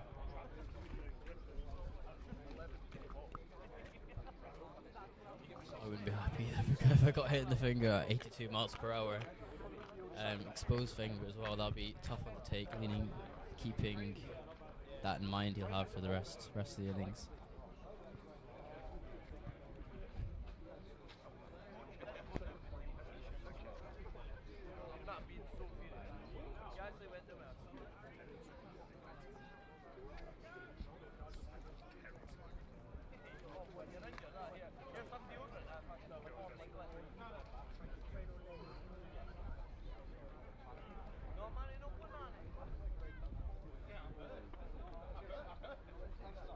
It was a good start here though from Castle though. There were two good balls there.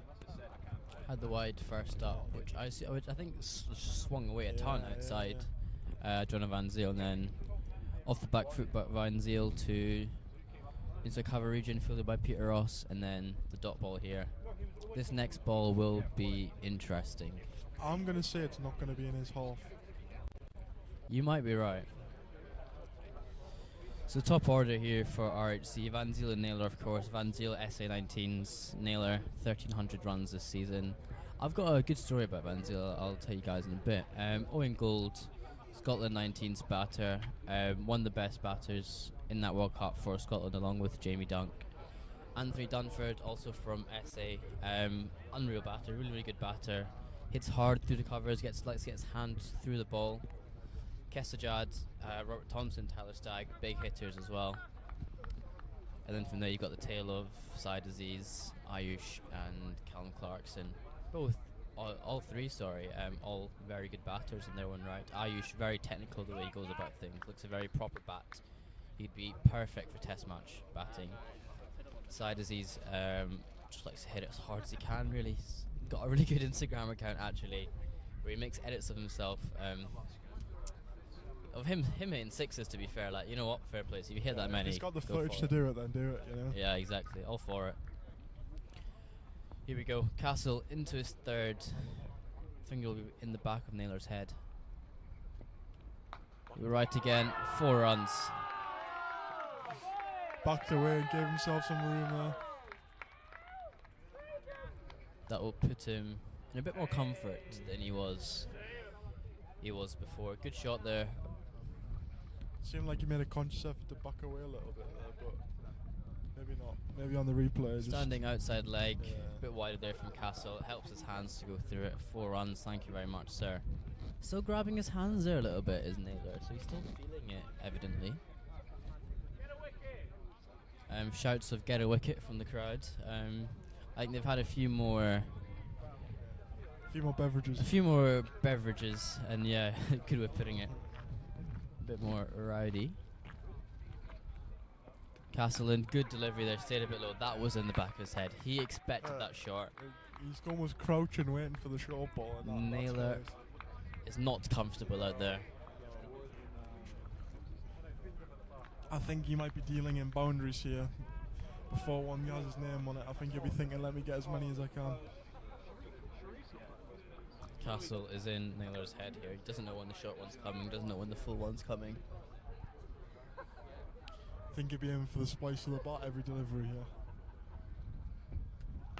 Shot. Slightly fuller there. That hurt his hand as well. Cannoned off his bat through covers for 4 runs. That hand is not feeling good. He's got an interesting routine, Naylor. He walks all the way down to the other end of the pitch to tap his bat down before walking back. It's almost like he's walking after the bowler as he goes back to his mark. Could also just be a way to get his head out the head out the pain, really. I think this one's going to be short. Square leg is back. Ryan Brown's been sent. Oh, cramped him up for room there, off the hips. Joe Kinghorn-Gray does the fielding. They come for 1. 11 off the first. Interesting over that. Yeah. Kept the strike as well, so there'll be no respite for his hand.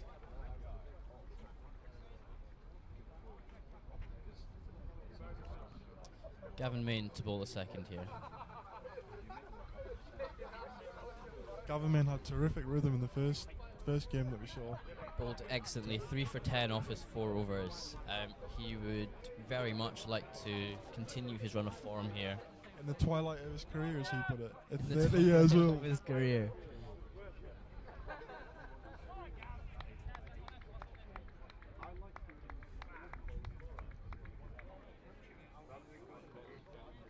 Naylor to face. Gavin Main into bowl. Short again, he hits that down to Ryan Brown at backward point. Now may I add, when Gavin gets it right, he's quicker than Castle. Right. So a short ball from Gav to Naylor. Would Castle agree with that, or? It's a good question. I think looking at it now, Castle looks quicker, but when Gav ramps it up, he decides to bowl off his long. Bowlers don't like being told that they're not the quickest in the team, in my experience. You're right with that. Gav to Van Ziel, big shot of LBW, not out, says the umpire. They liked it. And they come through for a single. Shouts of sliding and going down leg from the RHC contingent. Quite a lot of them, actually.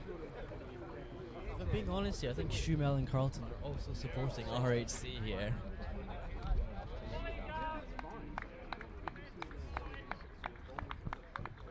Typical game here at Heriot. Everyone wants anyone to win but Heriot. What have you done to deserve that? I don't know. I'm a commentator here. I'm going to be non-biased. I was trying to get it out of you, but Ask me after the game. okay. I'll let you know my true opinions. Gavin Main into Naylor. Short there, over backward point, and that is gone for 4.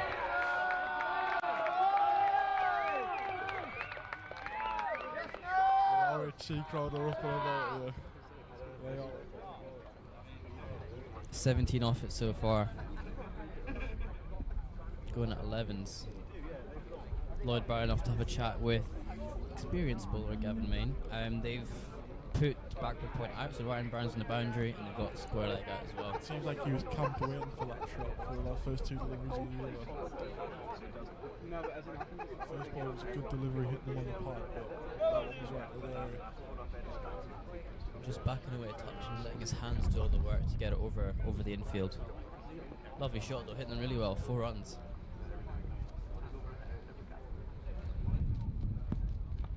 Naylor back into it, backing away again, out to deep backward point of Ryan Ryan Brown. Went full that time, didn't he? Had to reach for it. Well, you can see the plan here from Liam Naylor. It's just back away, get my hands through it. Cause minimal damage to my hands as possible. Essentially what he's thinking. Gavin Main to Van Zyl. On the money there from Van Zyl, and that he wore it well. He got up quick there. He got up quick. Don't worry, Hammy, you can say what you want. Thanks. Looks like the inner thigh pad, if anything.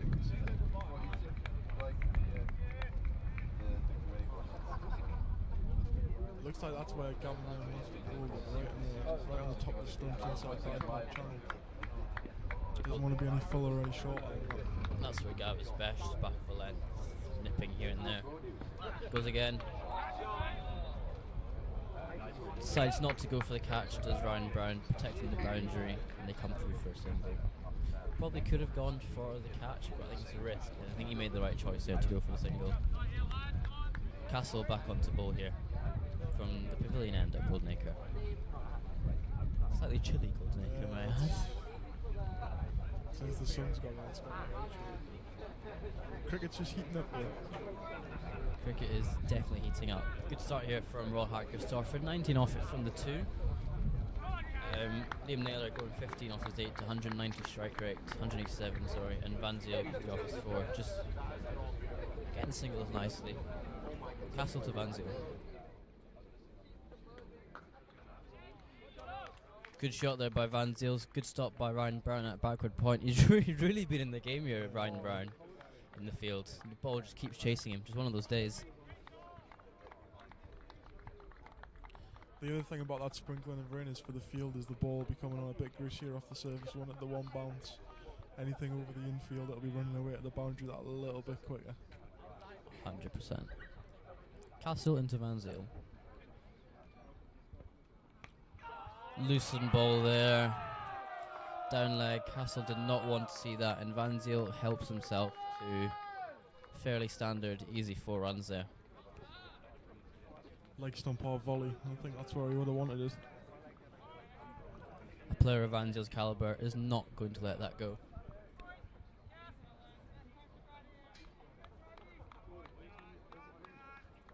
When do we get this Van Zyl story then? Van Zyl story, of course, yes. So this is with the Edinburgh Cricket Academy after this ball. Shot there out to Gavin Main at third man. Gavin Main is one of the best arms I've ever seen. It's stupidly good. Yeah, so the Van Zyl story was at Edinburgh Cricket Academy with RHC head coach Craig Elverton and Heriot's player Peter Ross, are the 2 coaches there. This is at the start of the winter, so like maybe August, September, October. The session starts at 6:15. We rock up at around 6. John was already there. He's facing short balls off the bowling machine.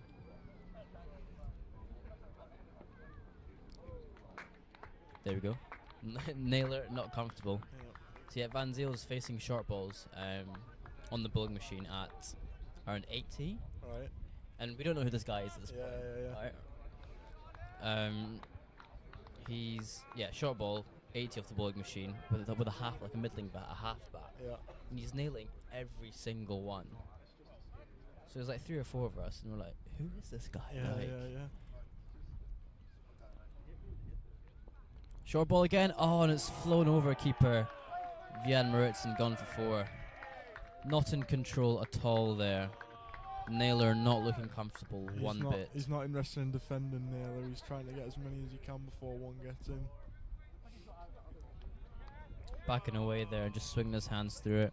Good bowling from Castle. Knows what he's doing. It's just a bit of misfortune there. Fortune for Naylor. So because Van Zyl is maybe a year or 2 older than I am, we're like, if he's from Scotland, we know who he is, just because the way the cricket community is fairly tight. Yeah. Castle for his last. Short. Joey's taking the catch at mid-on. Liam Naylor has to go for 19 off his 11. That was coming. That was coming, yeah. It was coming. I think Naylor will be happy to have got 19 given the way his first ball went though. He's clearly struggling. But timely wicket there for Heriot. Well bowled again, hitting the splice and just couldn't get any elevation on it and a good take at mid-on. 1 for 20 for Castle, off his 2, 10 and over. Bit misfortunate, he's bowled well, to be honest. Skipper Owen Gold coming in next. In the story, Goldie was with us. He was one of the 3-4 who was with me. Like, who is this guy like? Left-hander, just nailing 80 mph short balls off the halfback. And then, I guess the rest is history. So he played a year at Dumfries last season as an overseas amateur. And he's now studying at Stirling University with Anthony Dunford, who's just graduated actually. So they're following similar footsteps of Brandon McMullen. If you're nailing 80-mile-an-hour bounces off the halfback, though, he must be some player. That's when we found out he was keeper for SA19s, opened the batting for them like the kids' class. Timely wicket there for Heriot's. Royal High 28 for 1 off their 3, going at 9.3s. I think Heriot's will be a bit more comfortable with Naylor out. I know he was looking like he was going to get out, but I think the earlier the better there. Yeah. Gavin Main into Van Ziel here.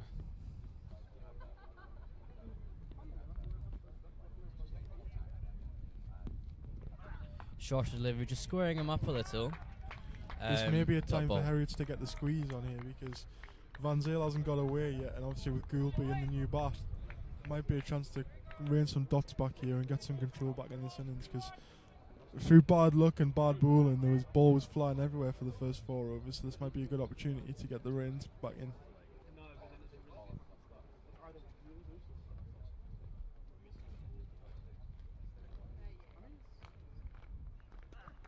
Yorker delivery there. Putting a bit of pressure on mid-off fielder Dougie Voa. Slight misfield there, and they get through for a single. This will be interesting. Owen Gold facing Gavin Main. Heriot's have got to be alive here. First ball, the new bat. 100%. Gold's a great player of spin. Also played Scotland hockey, so he's really good with his sweeps, reverse sweeps. So pace is where you're likely to get him out, if anything.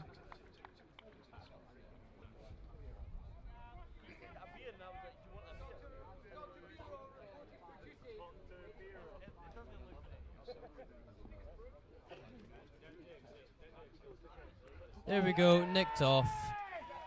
Owen Gold has gone first ball. Good catch by Vieran Mertz, but it looks like he's injured himself in the process as well. Another right hand injury. But great delivery there from Gavin Main, and Owen Gold, skipper Owen Gold, has to depart. Looked like a good ball, that. Good ball, angling into middle and off, and just nipping away. For first ball you're ins, that's a tough ball, I guess. Well, any time you're ins, but for your first ball, that's a brute of a delivery. Tough ball to get. Now the main man striding into the crease, Brandon McMullen. Unsure of what's going on with the Heriot keeper, whether he's going to have to come off or whether he's going to tough it out. I think he needs a bandage here, or a little tape up of his right hand, potentially a nail coming off a little bit, is what I'm guessing. But it was a good take in the end. It was a good take.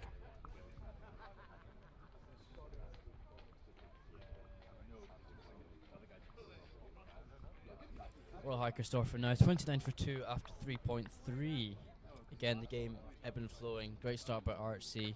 Heriot's pegging back with 2 wickets.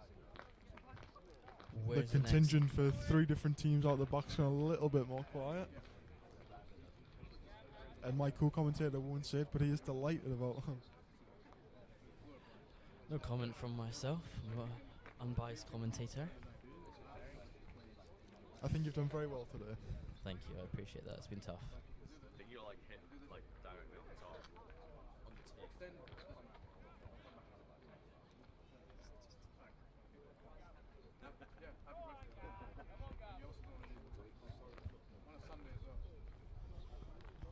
I don't even need to know where this guy's strong points are. I think they're everywhere, aren't they? Well, I think just anywhere over cover or anywhere straight, Brandon McMullen thrives. Obviously seen them good after the first after the semi-final he played earlier on. 100%. He was 7 off 13, and it went to like 45 off 20. I think that was against a leg spinner though. Took down Ashuma Lai. Again, 2 Scotland boys facing each other. Gavin Main versus Brandon McMullen. Good catch there by Vieran Mertz, especially with the hand being the way it is. Wide ball, calls umpire.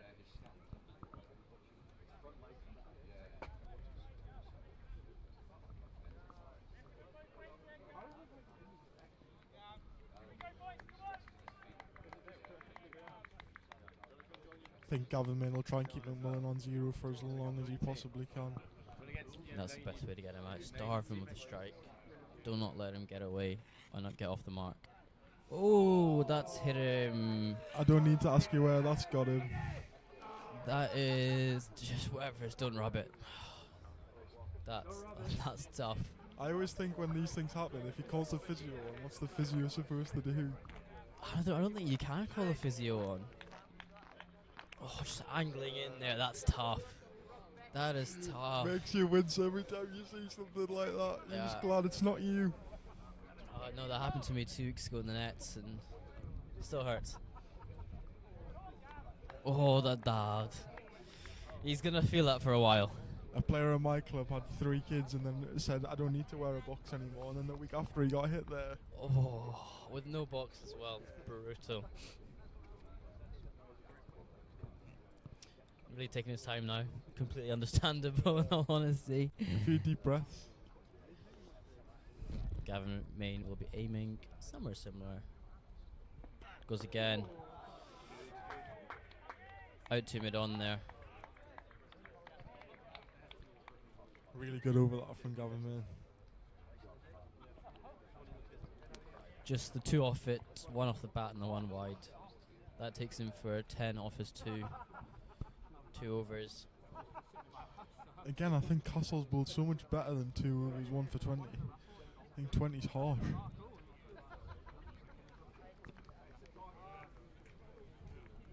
'20's very harsh, I think. He's bowled quite well. She's been a bit unfortunate with the tap he's going to get. New bowler on, Neil Alexander. Now, do you start with the keeper up or keeper back here? Depends how much the ball's swinging, to be honest. I think for Brandon McMullen, keeper up. Because, he likes to move his feet, hit his shots down the ground through the ball. For Van Zyl, you can probably stay keeper back, but with Mertz's hand, Looks like he's struggling with his hand now. like a lot about standing up is confidence of just getting your body behind the line and just wearing it sometimes. So with you feeling that hand whenever you catch a ball, I don't know. He will probably do it because he's a team man, but it depends. Would he be confident enough to do it? Helmet is currently off the field, so it looks like he'll be standing back. I think if there's one charge, he'll be straight up to the stumps.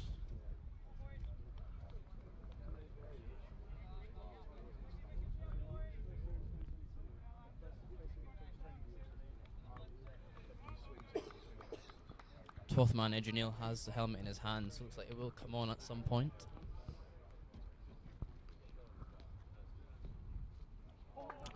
Down the wicket, miss there by Van Zyl.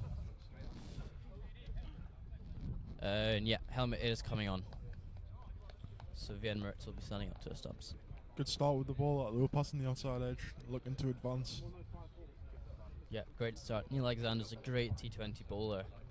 One of his best performances that comes to mind is the Masterton final, actually, 2-3 years ago against Carlton. They needed 3 off the last over, and he defended it. The guy he was bowling to was 90 off it with 30, and he's able to defend 3 off the last. So They might keep one of his overs back then for the last over. very much potentially. Going again, Van Zyl just a little bit irritated now, trapped in his crease with keeper Mertz standing up. This is good from Heriot still, getting the squeeze on here. McMullen yet to get off the mark, and Van Zyl not really able to free his arm since, I think he got an early boundary in the first over. Hasn't really got going since then.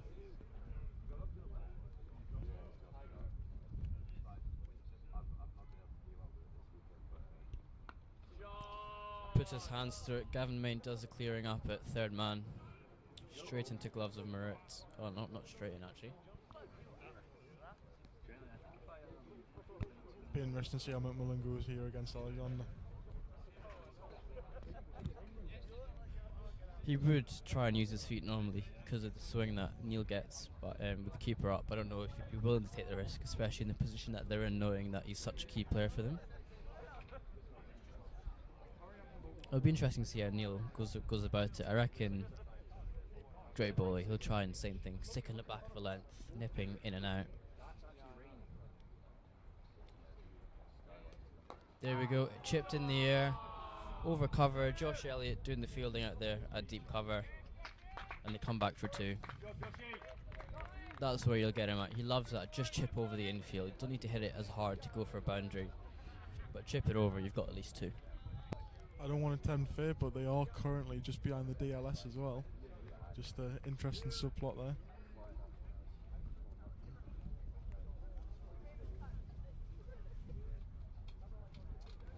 Defended into the leg side to mid-wicket, and there is no run.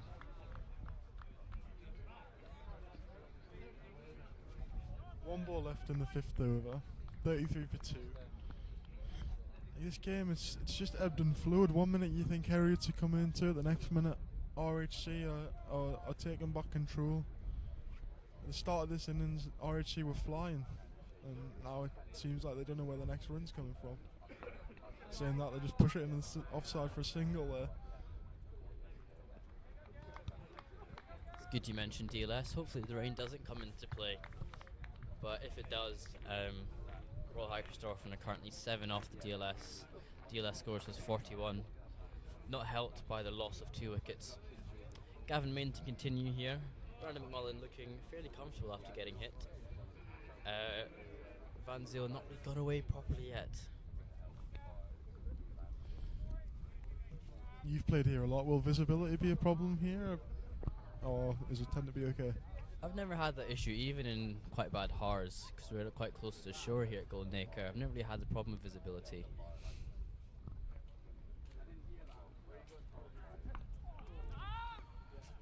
Quick there from Gavin Main, on the back foot from Brandon McMullen. Even when there has been fog, it tends to clear quite quickly here. Which Some grounds you play out in the Mercs there for a long time, isn't it? Yeah. Quite disconcerting, really. Good bowling here from Gavin Main. He's really hitting his length nice. Angle it back into the right hander of Brandon McMullen.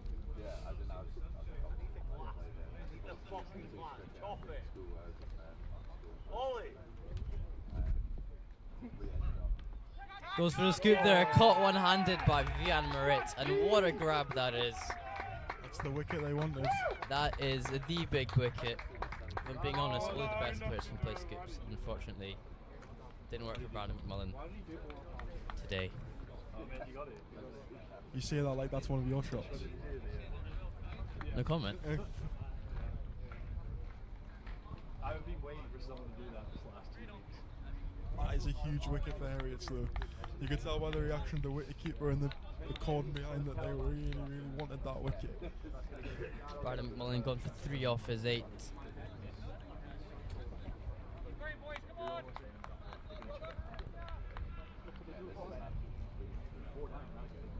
It's a long way back for RHC now. 3 early wickets gone. Real rebuild job needed here. Van Zyl hasn't really got going yet. Just trying to see who the new batter is.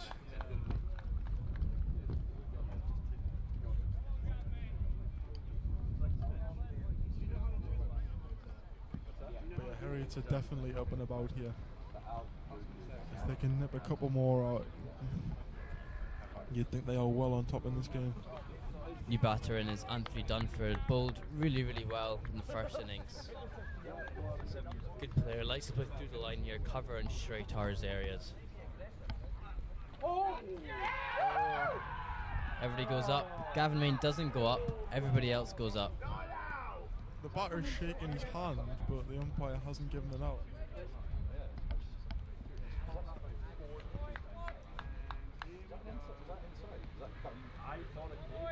There was a big appeal there from Heriot, but the umpire wasn't moving. Everyone but the bowler, to be fair. Gavin Main didn't go up. Everybody behind. Oh, the rain's coming hard here. Bit of thunder there, I think. Oh, that is heavy, heavy rain. Come from nowhere, really. RHC 34 for 3. DLS score is 50.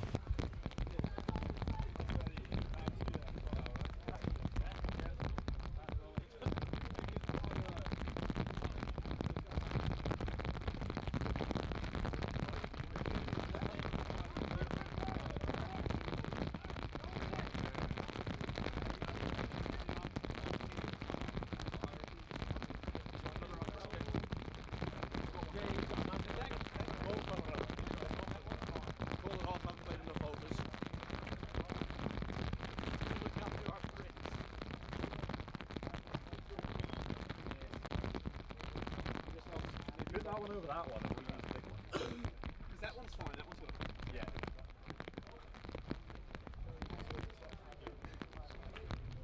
I could hear it hitting the trees. Like, I could just we were standing here, and you could just hear. Yeah. I just knew it was going to happen. Here, that's actually stopped. Yeah, but it's 50 as it's flying. Sweet.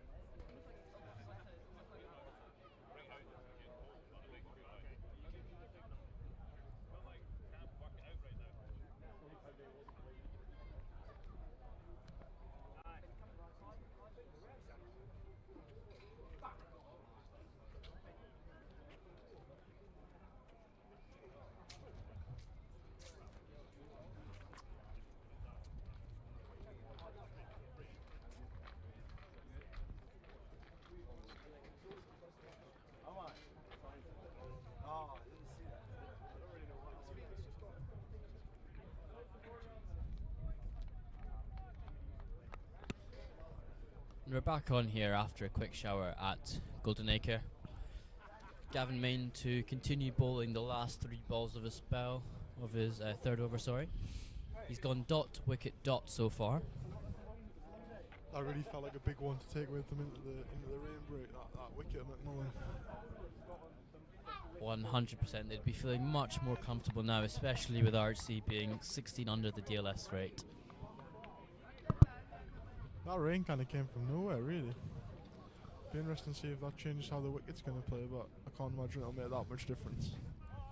Yeah, we saw it on the comm box before it actually hit us. It was a good 10 seconds. We saw it on the far end of the ground. Within 10 seconds it hit us. Gavin Main straight in Dunford. Down to third man. Castle does the clearing up. I think the main thing here for Heriot is keeping the ball dry.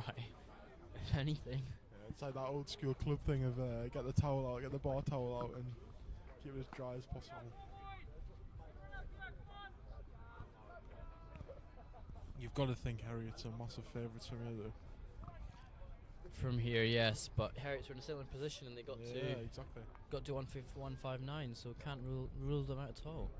RHC. They need one of the batters to fire from here, though. Good hand there by Gavin Main. Van Ziel hits it straight down the ground. Quick hand. Dougie Voas does the clearing up, and they come back for 2. I think Van Ziel's the man here to keep him in, really. In for a fight. Long way down for Gavin Main to go there, but he did it well, didn't he? Not sure you got any hand there actually now. Looking at the replay, might have gone just underneath him.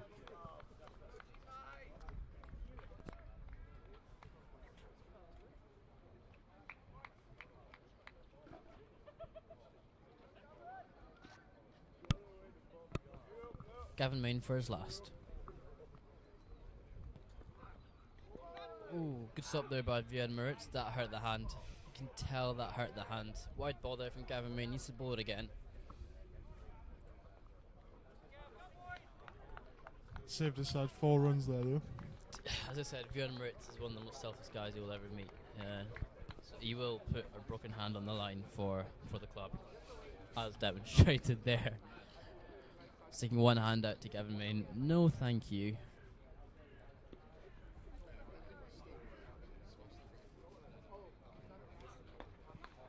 Out to mid wicket. Neil Alexander does the fielding.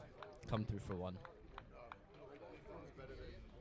Given the early damage that was done with the ball, I'm not sure the singles and stuff will bother Heriot's too much. I think for RHC it's all about the boundary count now. I think they need to get some impetus into this innings, try and build some momentum.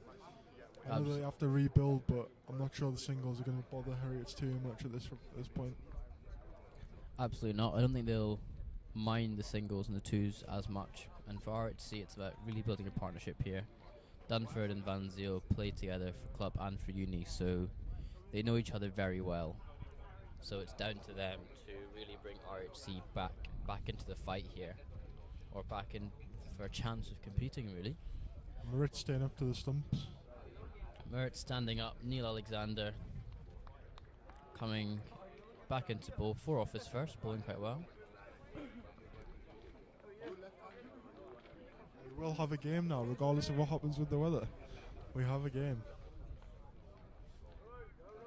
5 overs constitutes a game, and we're at 6. So whatever happens now, RHC need to catch up to DLS.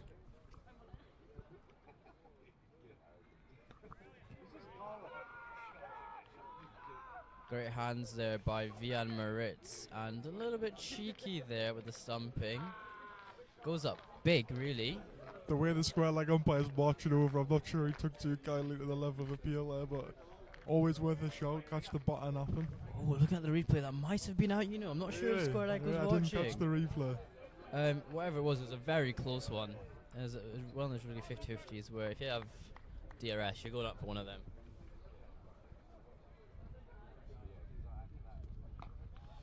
Good there from Neil Alexander, pushing him onto the back foot. Just hits it into a short cover where James Dickinson is patrolling. He's had a really good day with the ball. Really, really good day across both games. Just really nagging away on that length. Not giving the batsman anything to work with, really. Just been really, really dependable with the ball. And that's what Neil does best. Bowling really, really well. Shouts of get a wicket from supporters. Van Zyl backs away and Alexander sort of follows him there, hits him on the leg.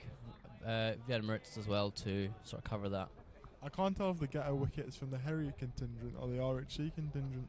I have a feeling it might be the Strumel contingent. They've definitely had more than a few beverages and seems to be enjoying their time there here despite the weather. I suppose that's the beauty of losing a semi-final.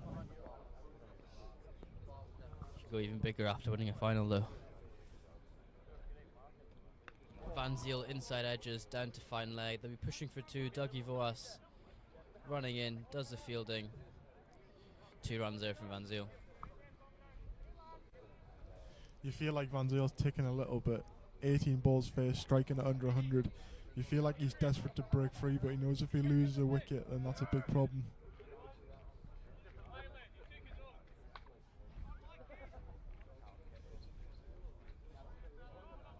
Change of field here. Cow corner goes back.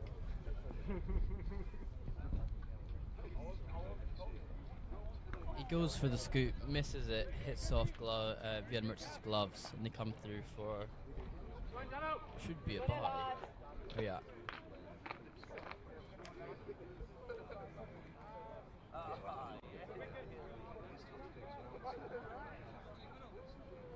One ball left in the over, 3 off it so far. Required rates creeping up to 9 as well. They don't want to see that go too much higher up with only 7 wickets left.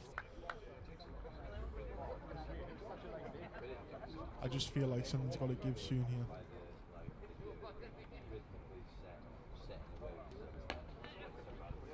Pushed into backward point region, Peter Ross does the fielding.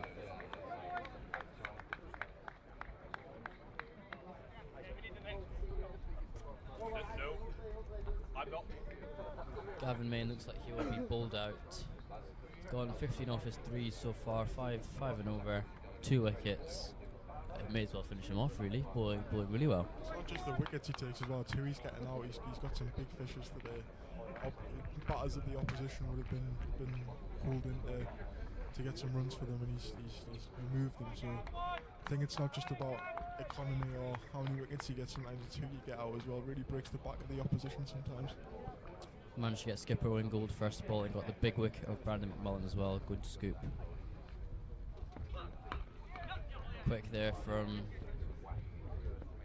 Gavin Main, and they scamper through for a single, just on the back foot, prods it down to backward point, and they come through. Left-hander Van Zyl on strike. They've got a deep square leg, fine leg, a wideish third man, and a deep backward point. So you're back 4 really. So big mid-wicket region vacant here. Gavin Main coming around the wicket, which is a change to what he's done previously. To the left-hander. Shot off his pads for 6. That has flown over the boundary. That is a great shot. A fantastic shot there. Nothing more than a flick.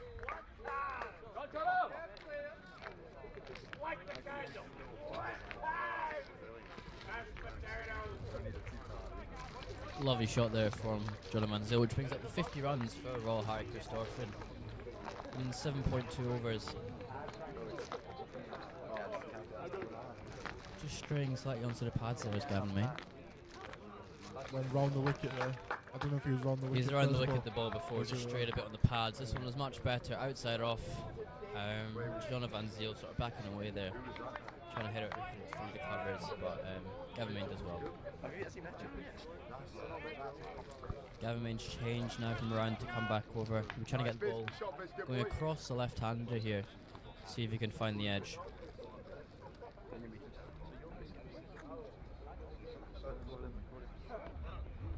There's the one I was talking about. Just across him, going away slightly. See if he can catch the edge. Didn't this time round, but really good delivery and really well done by Van Zyl to get out of the way as well. Squaring him up. Good ball.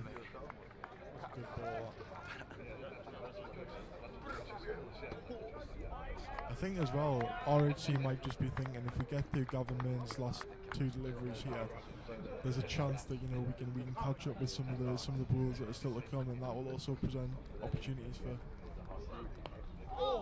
Heriot. Tries to go again. Another hand injury. Another hand injury. Tries to go again with that flick off the legs. A lot of injuries. We've had him, we've had Naylor, we've had keeper, we've had Moritz. Oh, that's not Shut pretty. that one up there. That is not pretty whatsoever. Again, that's on that part where the thumb's not really covered properly. No, you didn't. Just a bit of fabric, and that's it, really. Protecting your thumb in a very hard cricket ball coming at you very fast. It'll be in his head, facing his delivery here. Another excellent delivery there from Gavin Main. Finishes the spell beautifully, 2 for 22 off his 4, going at 5.5. The big wickets of skipper Owen Gold and Brandon McMullen. I always think it's a bit worse on your hand as well when it's a bit chilly. When it's like 25 degrees in bright sunshine, it doesn't seem to sting as much as when it's cold and a bit mizzly. I'd be glad he's not fielding after this. Fielding with a finger like that. Oh. Neil Alexander to continue on to his third. Going at 7s. Going at 3.5. 7 off his 2 overs. Bowling extremely well. Wouldn't surprise me already if Naylor's on the amber painkillers. Take some of the pain away from that finger now that he's been removed. I thought you were going to say he's on something else there. But yes, the painkillers. He'll have his own kind. Shot by Dunford, out to covers, falls in low man's land. Josh Slipped Elliott at the non-striker's end. does the fielding. Slipped at non-striker's end. Could have been 2 there. Probably should have been 2 there, really, especially after the misfield from Elliott out at the deep cover region. But another one of those where it chips the infield and drops in no man's land. But you can see there Dunford trying to hit it through that cover region, trying to get his hands really through the ball there.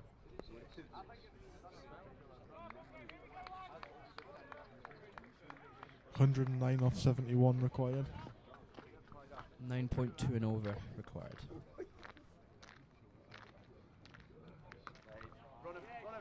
Lovely shot there from Van Zyl. Just gets down and sort of dabs it and runs away for 4. Really good, excellent cricket there from Van Zyl. Sensible cricket, percentage cricket. Takes his strike rate up to 100. It looks like he's starting to get the feel for this now. He's obviously such a talented player. Just use his hands there and his hand-eye coordination to guide that down to the boundary. Beautiful shot, really. Low risk cricket that, and he's got 4 for it. Just shows there's still room in 2020 for a bit of touch and a bit of class.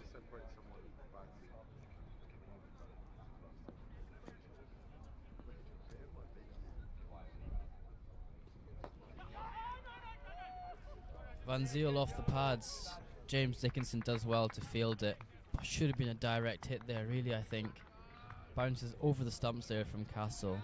Optimistic call of yes to start with, I think, there. Straight to the man at mid-wicket. I think Dunford might have thought it's gone to left of him a little bit. Another run-out opportunity squandered, really. He's been told now to jump down to Cow Corner. See you there.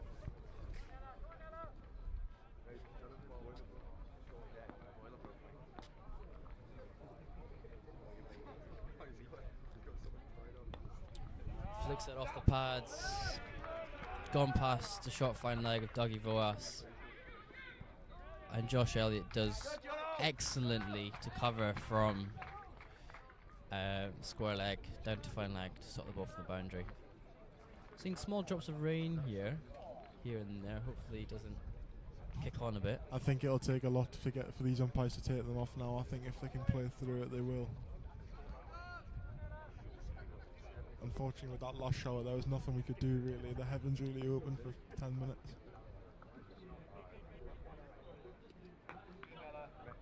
Good shot there on the back foot from Van Zyl. Down to Ryan Byrne at deep cover. Still feeling that hand is Van Zyl. That's hurt him, that one. Should be in the back of his mind every time he faces a delivery now. One more delivery from Alexander's over. Gone 8 from it so far. Is it his right hand or his left hand? His left hand.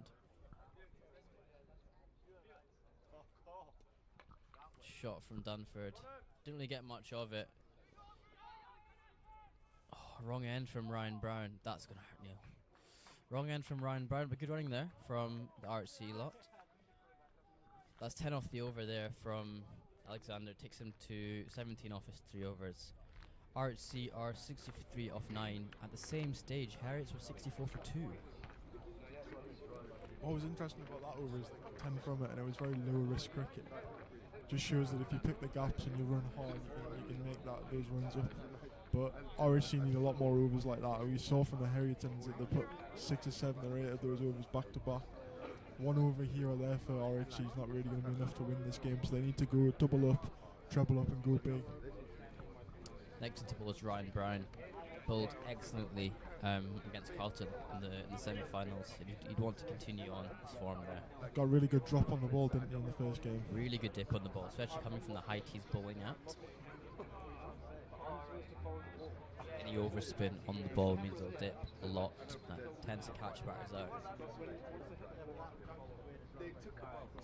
Not sure about that one. Digging into a crease. That's off Joe Kinghorn's knee at shot fine. And they come through for a single. I get the feeling that Van Zyl is going to try and go off the Ryan Brown here.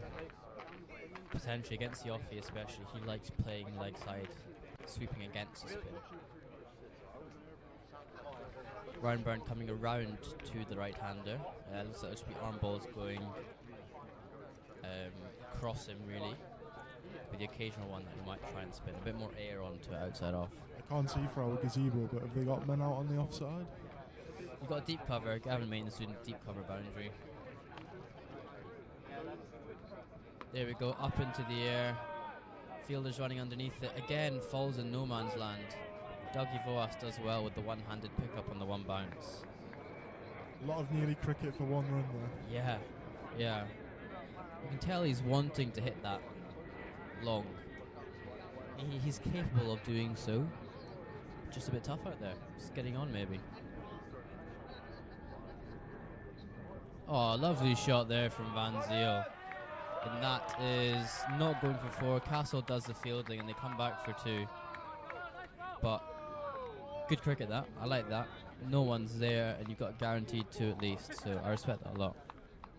They're starting to show some real intent against the off spinner here. I think they see it as their time to catch up on this run rate. Field is deep backward point, deep cover. Long on, long off. And cow corner. Good recovery ball there from Ryan Brown, a quicker one. One ball, 2 balls left. Bit more air that one, and he hits it to Dougie Voss at backward point. Does well collecting it. 1 ball to come. 4 off it so far, bowling really well. Van Zyl will be frustrated that he's picked the field out twice in this over. A bit more air and he's bowled him. Done him for flight, guile, and potentially a bit of turn as well. That's a big wicket there. Van Zyl gone. Well bowled by Ryan Brown. That looked like a beautiful change of pace of bowling. Like you said, a bit more flight, a bit slower. Like beat him all ends up. Well bad though by Van Zyl. Had to be the anchor there. 31 off his 33. Just couldn't really get going properly. Has to depart for 31.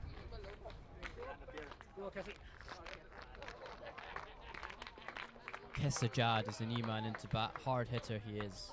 Definitely a man who can bat. But I'm not sure he's got it in him to take it through.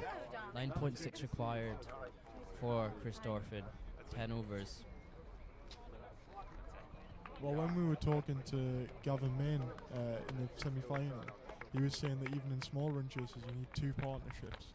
Now if we look at the top 6 for RHC here, there's been no partnerships of note really.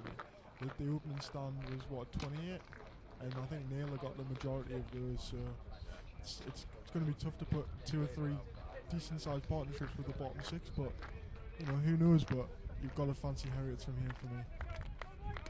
Agreed. James Dickinson, the new bowler, in with his leg spin.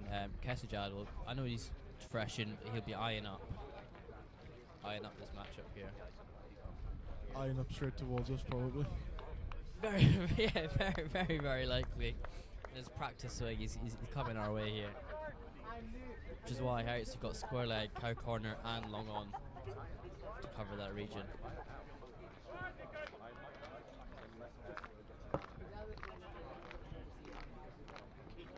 Fuller delivery there, and Dunford helps himself to single down to long on.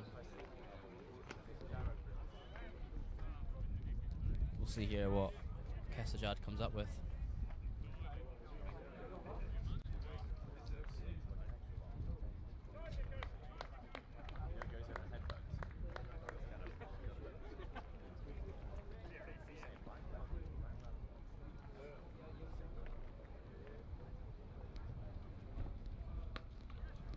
Shot there from Kesajad, cut that out to deep backward point. Josh Elliott does the fielding, good arm, and they come for one.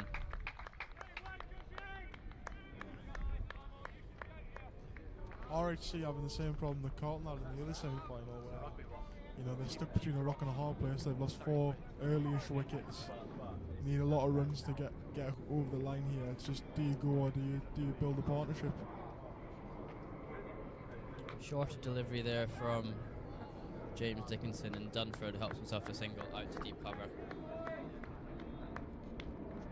Getting them very well and keeping the ball dry as well. Straight back to the bowler on the full. Cleans it up with a towel. Underrated skill in cricket, getting the ball back to the bowler on the full. very, even the keeper, to be honest, throws in. I've seen. Good delivery there. Good hands from Vian Mertz. Umpire calls it a wide. Nice pace that though from James Dickinson, just straying on line a little bit.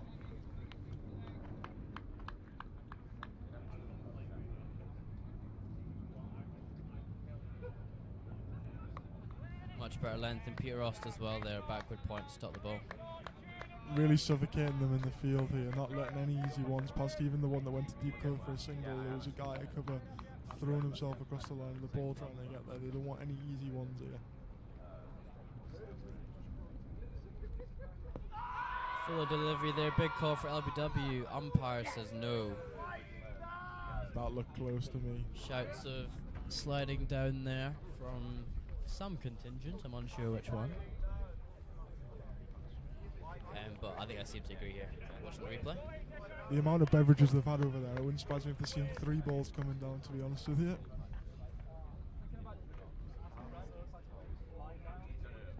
Another full one, inside edge. Neil Alexander does extremely well to stop that at a short fine leg, and they come through for a single. End of the over, James Dickinson goes for 4 off it.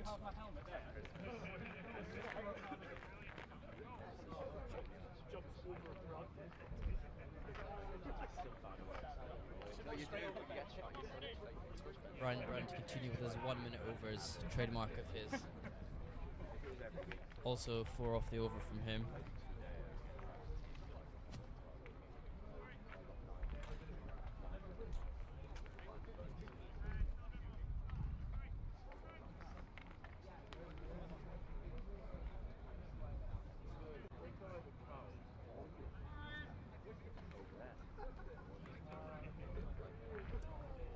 Ryan Brown sticking to around the wicket here, to both right-handers by the looks of things.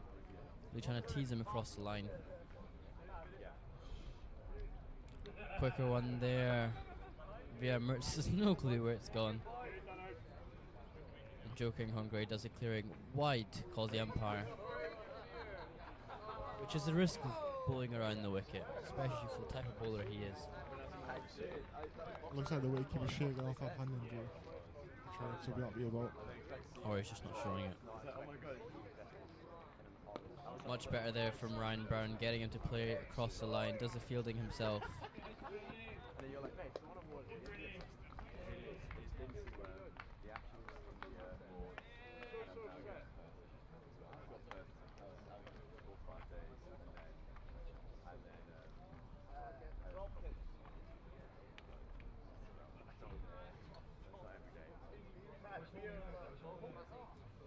Run rate now above 10. Good ball there from Ryan Brown, just a bit quicker that one. On a good length. Sorry, run rate acquired now above 10. Run rate just under 6.5. And that one stays low. He's bottom edge of that Kesseljad, and that is Big cheers on run football. away. Joe King Hungary does well. Does well. Big cheers in the Heriot's contingent, and Peter Ross helps up.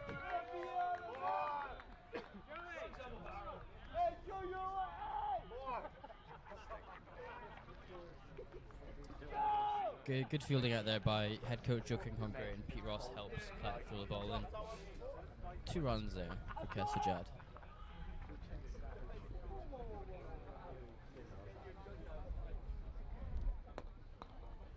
Goes hard there, does Kest. 1 down to long on. Dickinson does the fielding. How long has Kinghorn been head coach here for? Good while now. Used to play at RHC before, actually. Yeah, did he? It was an RHC man before, and then joined here as head coach. In a good 6-7 years, maybe 5-6. Ryan Byrne comes around, gives it a bit more flight. Goes down to skipper Lloyd Brown at long off. Those are the kind of shots that RHC need to see flying to the boundary. Really, ones there aren't going to hurt, especially when they're off full tosses like that. Especially when the required run rate's 10.3. They're currently 76 for 4. Edge there, potential drop by Vienne Moritz, hit his hand again. But good bowling there by Ryan Brown. Really hitting a nice length, a little bit quicker that one. Yeah, I think it was off the edge coming around the wicket.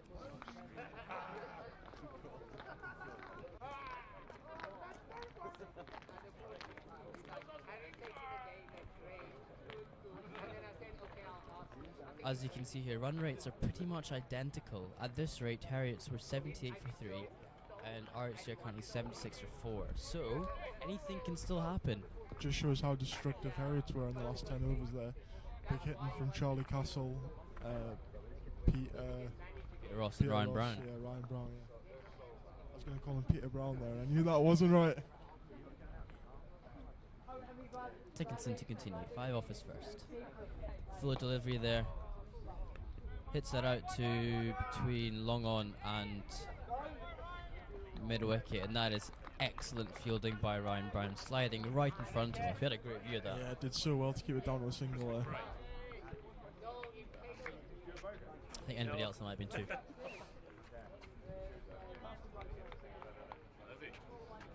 got my fake charger, which is pretty cool.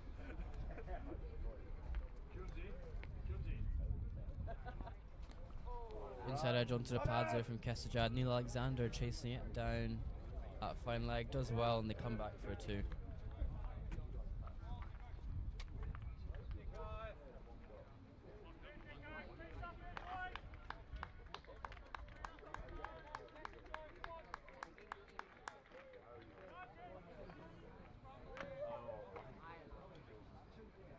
.81 runs required, 46 balls, 6 wickets in hand.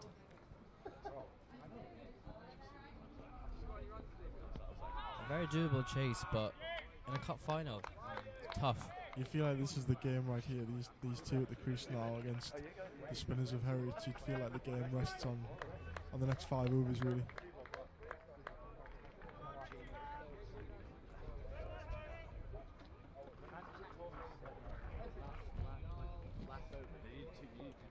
Good there. Kess skies that, and that has gone a long way for 6. Crowd enjoyed that one. Didn't really get much of it, but it's travelled that.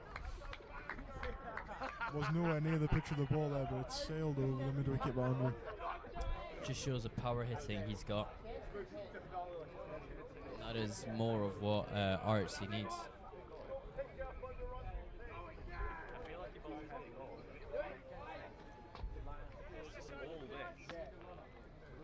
I'd expect Dicko to float it up again. Tease Kess to go into another big shot. 2 balls left. We'll see how he closes that over.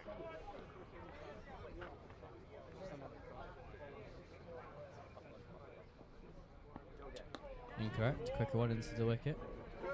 Chasing it himself. And they settle for a single. 1 ball left.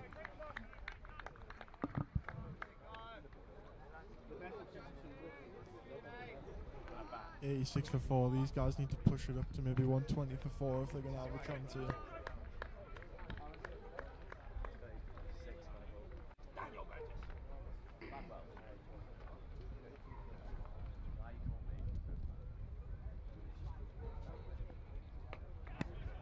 Dickinson gets the wicket. Anthony Dunford out. Caught Peter Ross at backward point. Dunford is not happy with their shot whatsoever. Very soft You have to dismissal. say that's a soft way to get out. Their partnership was just building there. They were doing all right, and he's cut one straight to backward point. You got to say that's a poor way to get out. 12 runs, 13 deliveries, 92 strike rate. Good partnership. It was just building there. 22 off 18 that. Just taking along nicely and a little bit of intent, and he gets himself caught. In next is Robert Thompson.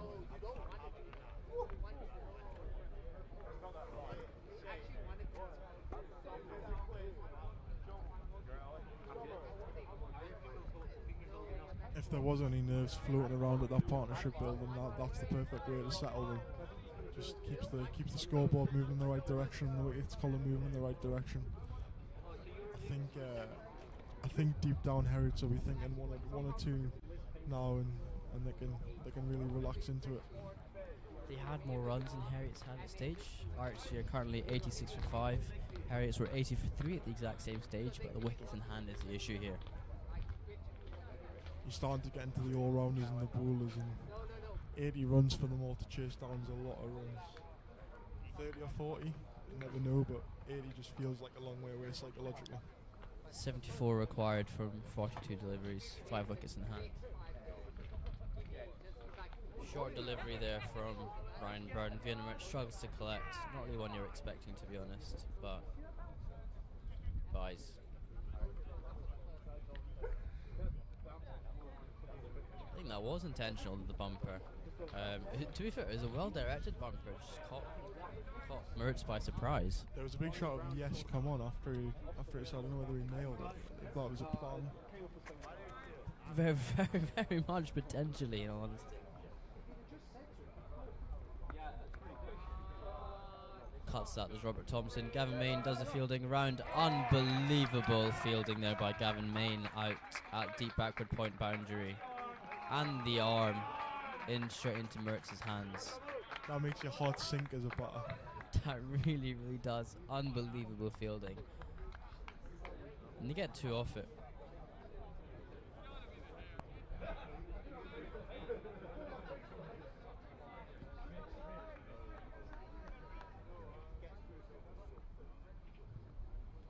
Shorter one there from Ryan Brown. Thompson tries to pat it down, quick single. Didn't get much on it there. 3 off the over so far, 3 to come. Just looking more and more comfortable for Heriot's here. Absolutely. There's a 23-yarder from Ryan Brown. Stole that off his mate Mark Watt. Just catches Thompson off guard. All we need is the batter to pull away now. And again, he goes again. Down in the same position, a bit easier for Gavin Main this time. They come around for 2 and fairly comfortable 2 in the end. Slightly wayward throw from Gavin Main. He would expect better of himself there. But in the end, a comfortable 2 for Thompson. Ticking along nicely here's Robert Thompson. 2 2s.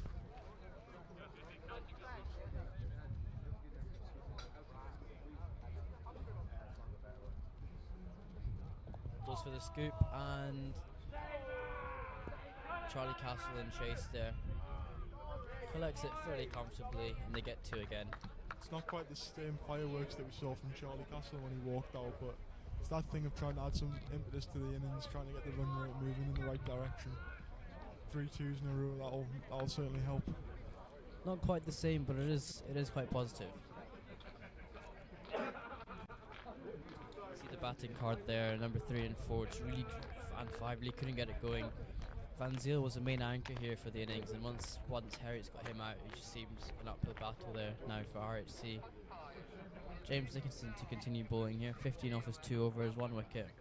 It's a bit of a what if for Naylor if he hadn't been hit on the hand, because he seemed to be struggling all the way through his innings before he got out. 100%. Yeah, after he got hit in the hand, his plan was just to go hard, and it was a matter of time before he got himself out.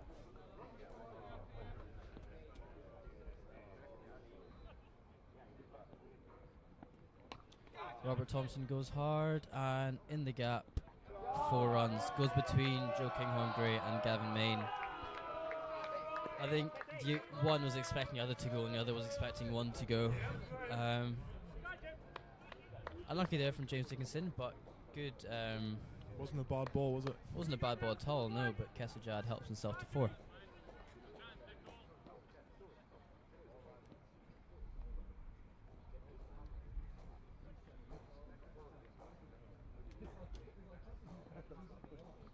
He goes again, Joe King Hongre is there, takes the catch, safe hands at cow corner, James Dickinson gets the wicket of Kessajad, caught Joe King Hongre. Every wicket getting roared on by the fielders and the fans in the back. You can tell that these wickets mean a lot to these Heriot's contingent. You feel like every wicket's just slightly breaking the back more of this game. 6 down, 70 odd required. It's more than an uphill task now. It's nearly impossible. Tyler Stagg next into bat. They're overseas. He scored runs this season before, so he can do it again. Joe was getting some chat off the field, so quite a big celebration from him there. And the Heriot's contingent backing him up. Kessajad has to depart for 80 off his 15. Entertaining innings while it lasted. It was getting good. It was just getting good. Just unfortunately not to be. Tyler Stagg joins Robert Thompson out in the middle. 63 required from 34 deliveries. A required run rate of 11.1. And if they were chasing 120, 130 at this point, you'd be saying it's game on, but 160 just feels like so far away with 11.1 runs required in over. It's a big ask, so it just shows how important that late hitting was in the Heriot innings. I think the difference was, even though Heriots were slow, they didn't lose wickets. At the same stage currently, Heriots were 86 for 3, so 11 runs less with 3 wickets in hand. And those 3 wickets just make a huge difference in the back end of the innings. Fuller length there, Tyler Stagg hits it to Lloyd Brown at cover there, does well, picks it up clean.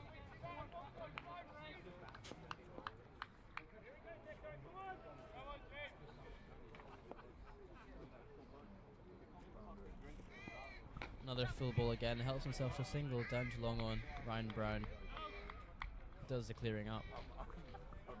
He's landed his leg spin as well here. All full, trying to get them under the bat, no room for the batter to get under and hit for 6. Bowling really well is Dickinson. 2 balls left. Thompson really taking his time there, trying to slow the bowler down, get him out of his rhythm.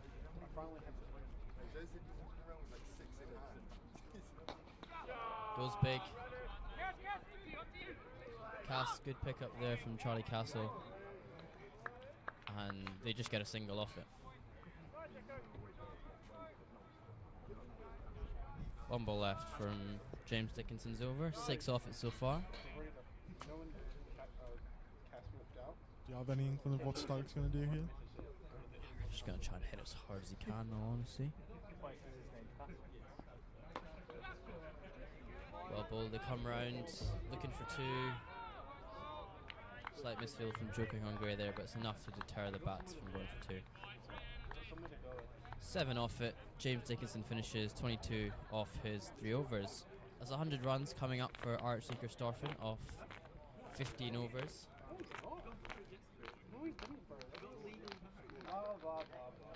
60 required off 30 deliveries. 12 and over here. Like you say, it's interesting to see the comparison with Heriot and how explosive they were, but I think as well, just that one batter that was willing to anchor the innings really made the difference for Heriot. There's been no one that's really stuck through the whole innings. Even if they've gone slowly, having someone there all the way through gives license to the batters around them, and RHC just haven't had that. So Van Zyl getting to a 50 or 60 here changes the game for RHC, puts them in a much stronger position, but unfortunately just wasn't meant to be. Ryan Brown looks like he's on to bowl his last here.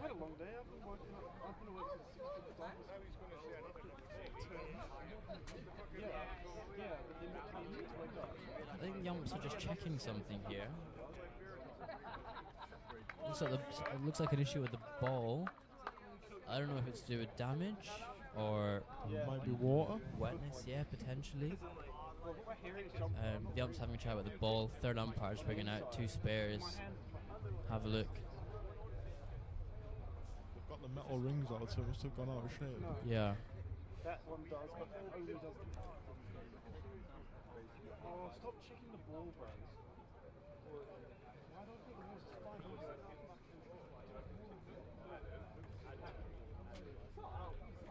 96 runs in 5 innings. 96? Yes. No, 50. Oh, the runs are 5 now. 56. Oh, I'm still having a chat. Dougie Voas going over to have a quick listen. What the chat's saying, they seem to have chosen the ball by the looks of things and ready to get back on with it. Ryan Brown to bowl his 4th, 17 off his 3 so far, 1 wicket down. 5.7 economy rate.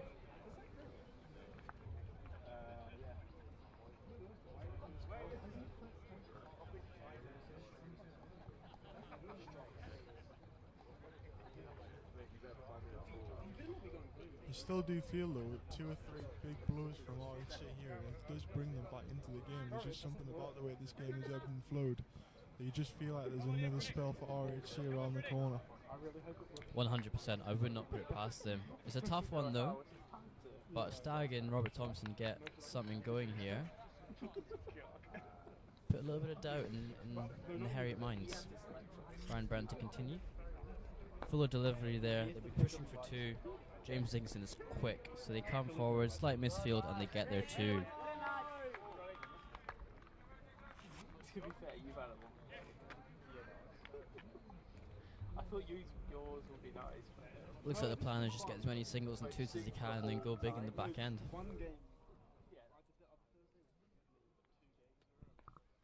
Slightly shorter there, back of a length. Stagg as well, just to hit it back to Ryan Brown. I always think that psychologically, once it starts getting more than 2 a ball, you're really behind the 8 ball.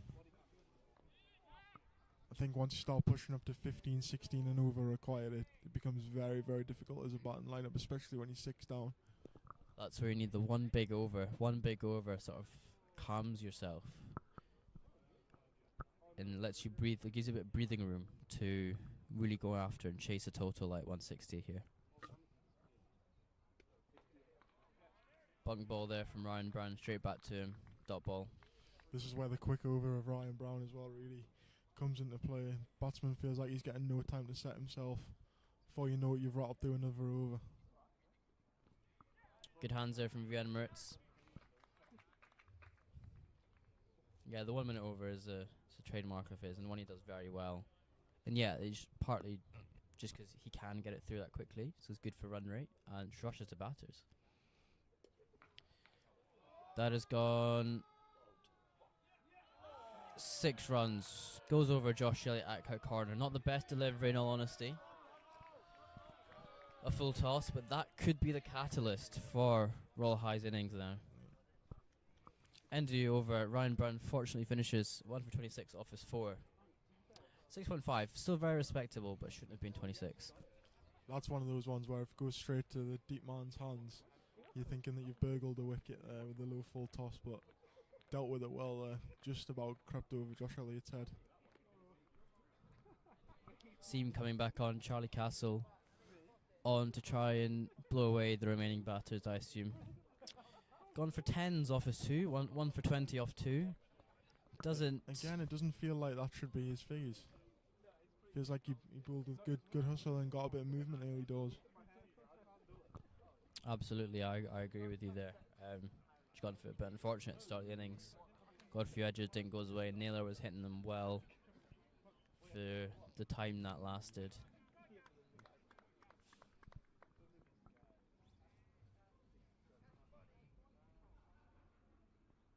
Shorter delivery there from Castle. That was quick. That looked quick. Wide ball though to Stagg as well to get out of the way. Where is Stagg the overseas from, do you know? South Africa. South Africa.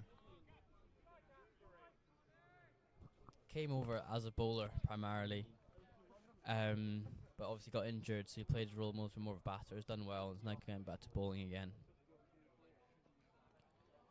Cass nicked off Stagg, caught Vian Moritz. Well bowled Castle. Almost anticlimactic that. That wasn't really a big celebration. Batsman just took his bat under his arm, walked off. Beautiful delivery though. Yeah, backing away there, Stagg.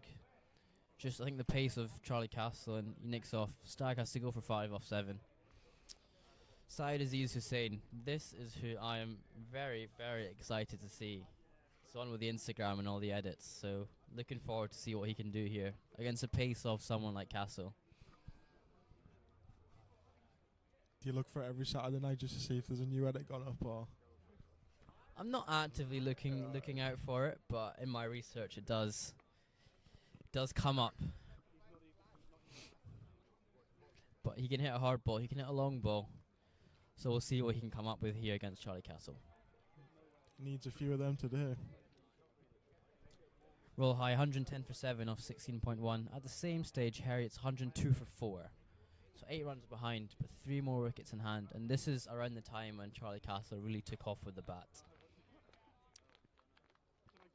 So if Syed Aziz Hussain can do the same here, that would be massive for Royal High Corstorphine.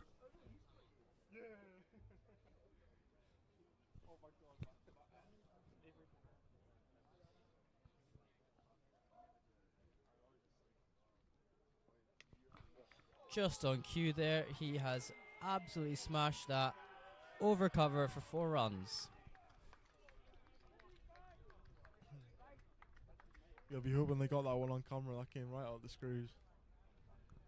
This will be a good battle now. MRF, the Virat Kohli bat. Not a very Virat Kohli shot in all honesty, but flew off the bat. So can't really complain. Like that, wasn't it? It was slapped.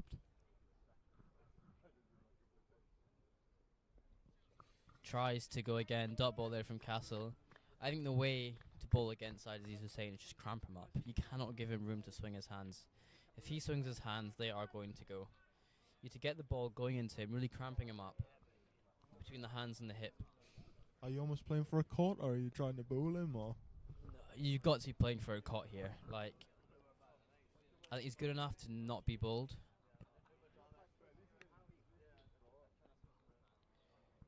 But the way he goes about his cricket is hitting hard, and you're going to get him caught. Almost a run out there. Just bounces before keeper Vienmer. It seems to have hit him in the chest. I hope he's alright.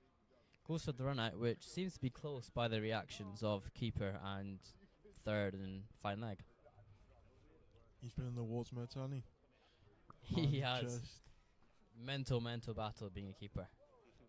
Constantly battered in the hands, in the ribs, in the chest, especially standing up to seamers. Goes for the scoop, does Thompson. Off the pads by looks of things. Umpire not interested. Good hands by Vian Mertz. Yeah, quite clearly off the pad, that one, I think. Always worth an appeal, though. Some umpires will give it, so it's worth asking the question. Especially this late in the day. Castle for his last. That has gone high in the air. Joe Kinghorn Gray goes to catch it. Oh, he's overran it. He has overran it by a long way, and it goes through the hands. And they come back for 2. I'd like to see if he even got a hand on that. He seemed to come herring in. Came in really quick there. Didn't seem to judge it fully. It was interesting to see if it was his catch, because there was another man on the boundary, wasn't there, waiting? Gavin Main was there. It looked like it was going towards Kinghorn Gray, to be honest, but tough take. But one, he'd back himself to catch.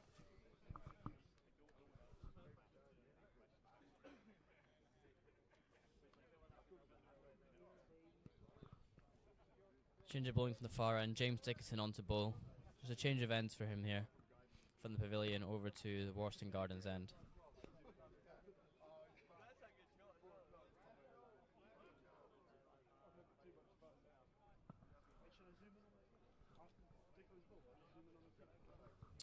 .22 off his 3 so far, with the 2 wickets of Dunford and Kesajad. He'll be hoping to finish off strong here, but I'm sure Syed Aziz Hussain has other ideas. 43 off 18 required. You've got to think it's a tall order, but they need one big over here. Hits it well. Out to Josh Elliott at deep cover. Slight misfield. And it's out. Gets the run out. Comes back for 2. Robert Thompson is out. Unfortunate there. I think it's like a very England 2019 final-esque run out off a misfield, really. Yeah. I wonder whether that was planned though to get the Hussein back on strike. Wait, you know, if anyone's going to be hitting sixes, it sounds like he's the most likely. So maybe to get him back on strike was a selfless act for the team there. Elliot does well there to come back after the midfield and get the throw accurate enough. Robert Thompson has his report, 15 off 11. He's looking good there, just sort of getting a single, striker of 136. Next into bat is Ayush Dasmahapatra. Not a well-known hitter, but very technical in the way he goes about his cricket, and he's very good at getting singles, to get Hussein back on strike. Also the nicest man you'll ever meet in cricket.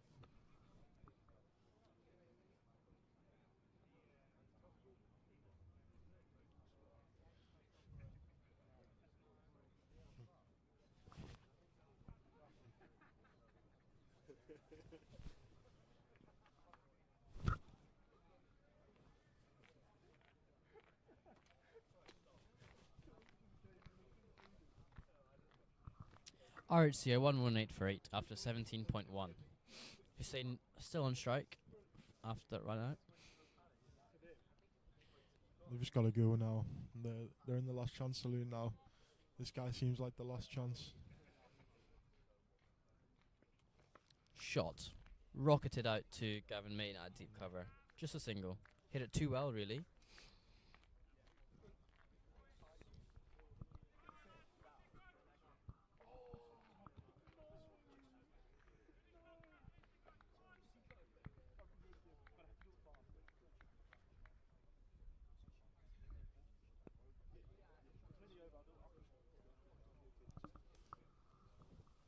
Dickinson just making some adjustments to the field here before bowling to the new batsman.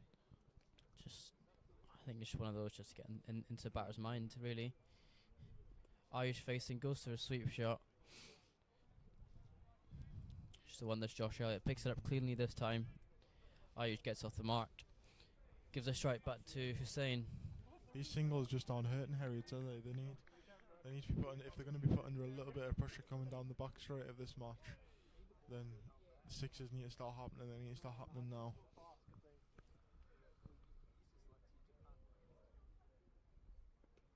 Aziz goes there, chips it up in the air and a bit into no man's land.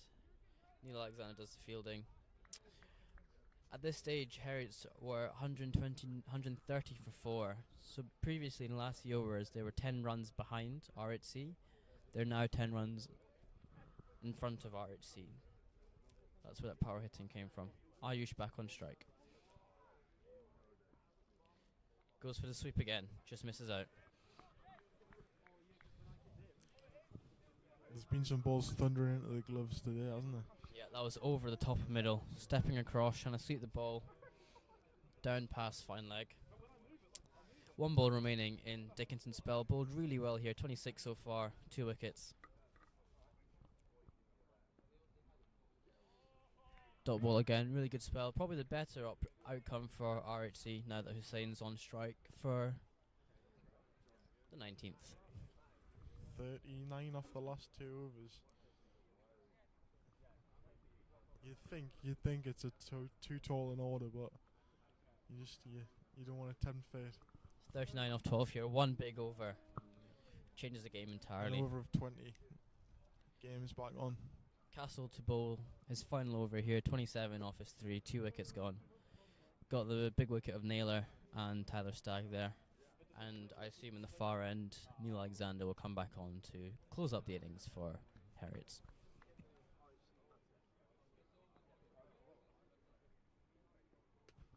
There Hussein goes. This comes towards us. And that has gone over us in the tent.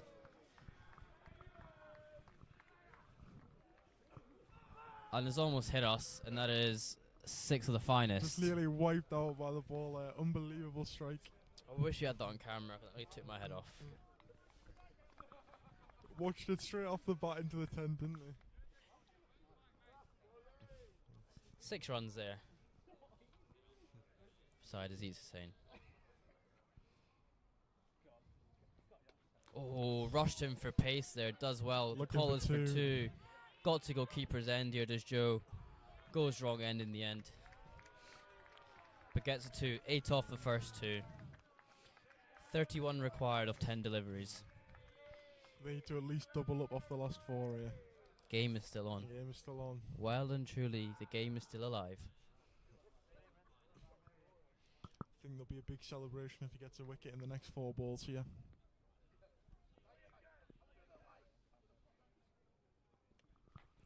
Goes again, hits that to cover. Call is for 2, but they can't get 2 there. Lloyd Brown does the fielding at extra cover, and they get 1.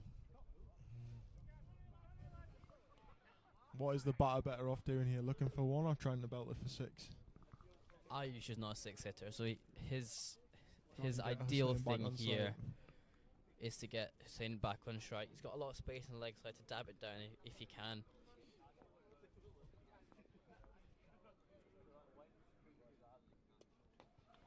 Chips it up, caught by James Dickinson. Not the right shot at all. Nothing shot really, but the man's still there. Ayush has to go 1 off 4. Game is still on because Hussain is still there. Callum Clarkson, the last man in, just has to play a Jack Leach innings. Well, he got some tap when he was bowling, didn't he, off Charlie Castle? So he needs to try and deal some of that out now as the crowd remind him that to 4 sixes in a row.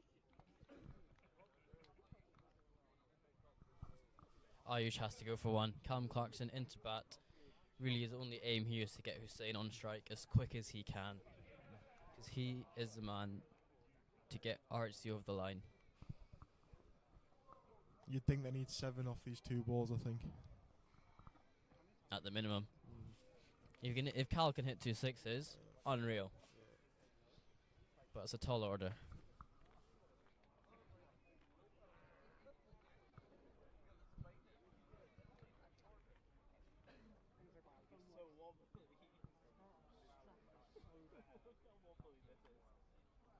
No, I'm doing it on purpose. Oh my fucking god. My hand can't handle it. My hand, bro, it's so cold. My hand can't stay steady. Oh, that's hit him on the helmet.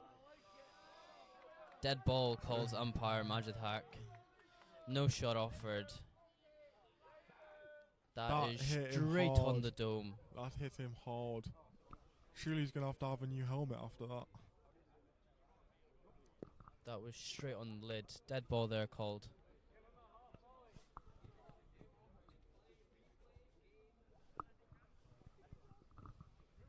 That was sharp.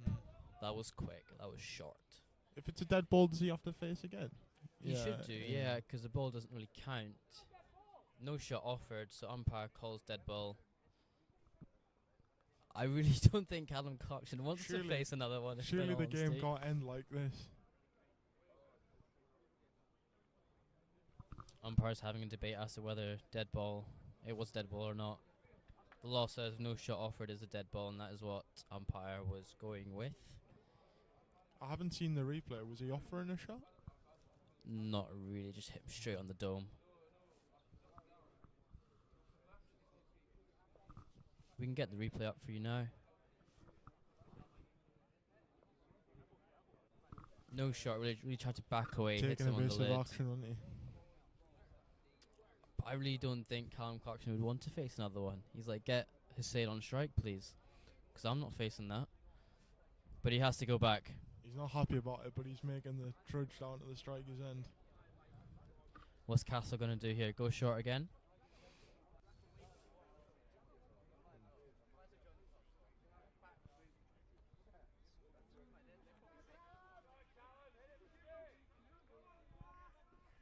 Castle brings long off into a mid-off position. That's the only change so far. You'd think he'd bring the stumps into play here. We might just go short again and say pull it if you can, mate. Does go full. Callum Clarkson backs away.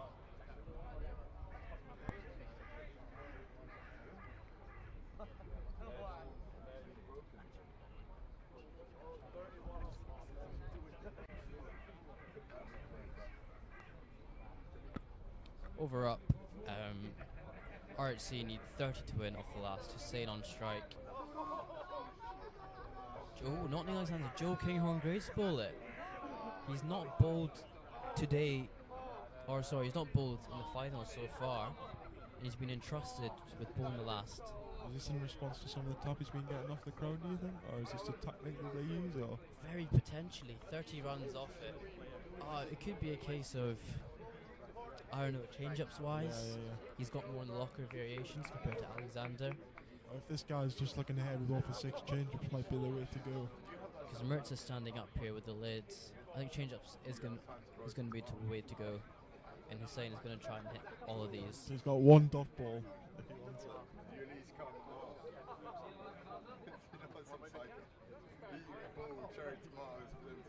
Mertz has decided to stand back, which I think works in Hussein's favour because he likes using his feet to try and slap it down the ground.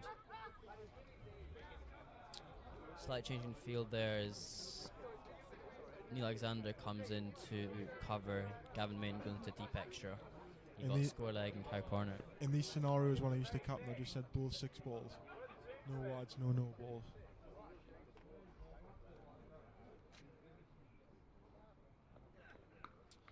Hits that. They've got a run for 2 there.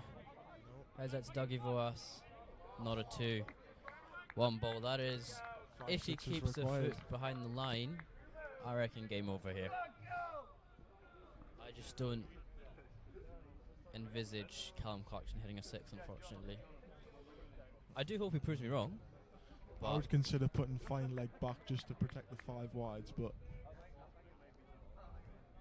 I'm a very pessimistic captain.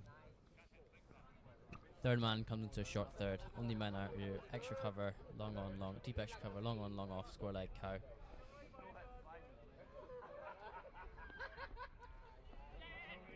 They're running it. Oh, that is game over. And Heriot have won the Masterton T20 finals day.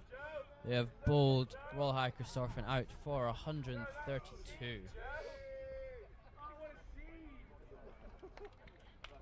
Not sure it's the best way to. Very anticlimactic end to a very, very, very good game of cricket there. Side Aziz Hussein had people nerves here on the sides. 17 off his 10, 170 strike rate. Heriot's win by 28 runs and booked their place in the Cricket Scotland T20 finals day.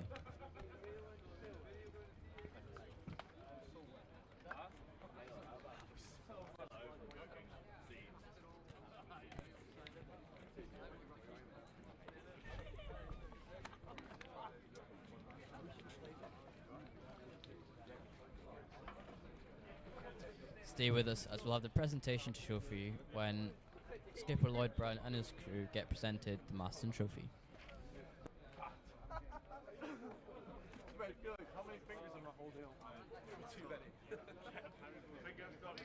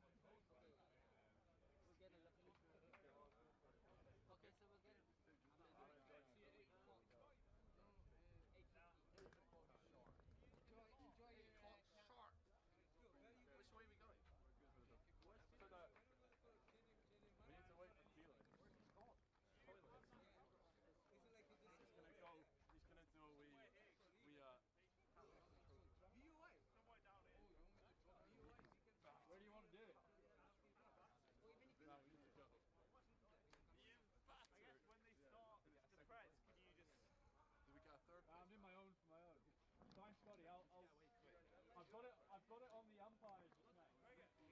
Get Greg.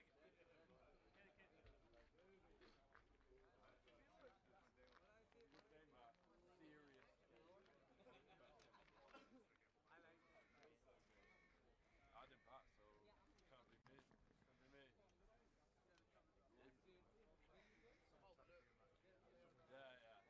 Felix has had 16 beers. Yeah, supposed to. 16 beers. Which one we got cricket camp tomorrow morning. Mate, you can fucking teach kids how to play cricket all the time. Here I will. Oh, but I don't want to.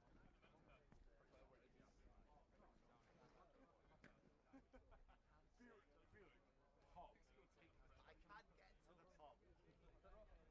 Right, let's go. Why are you going that way? Please, mate. Catch you later. There's one more.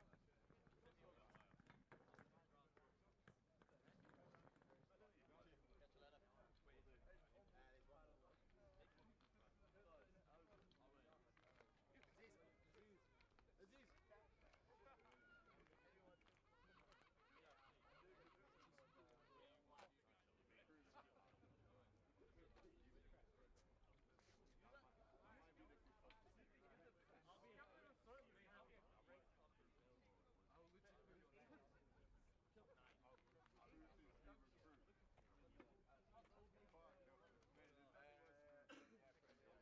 Do the in-house stuff. The in-house stuff you'd be good at. What's the in-house?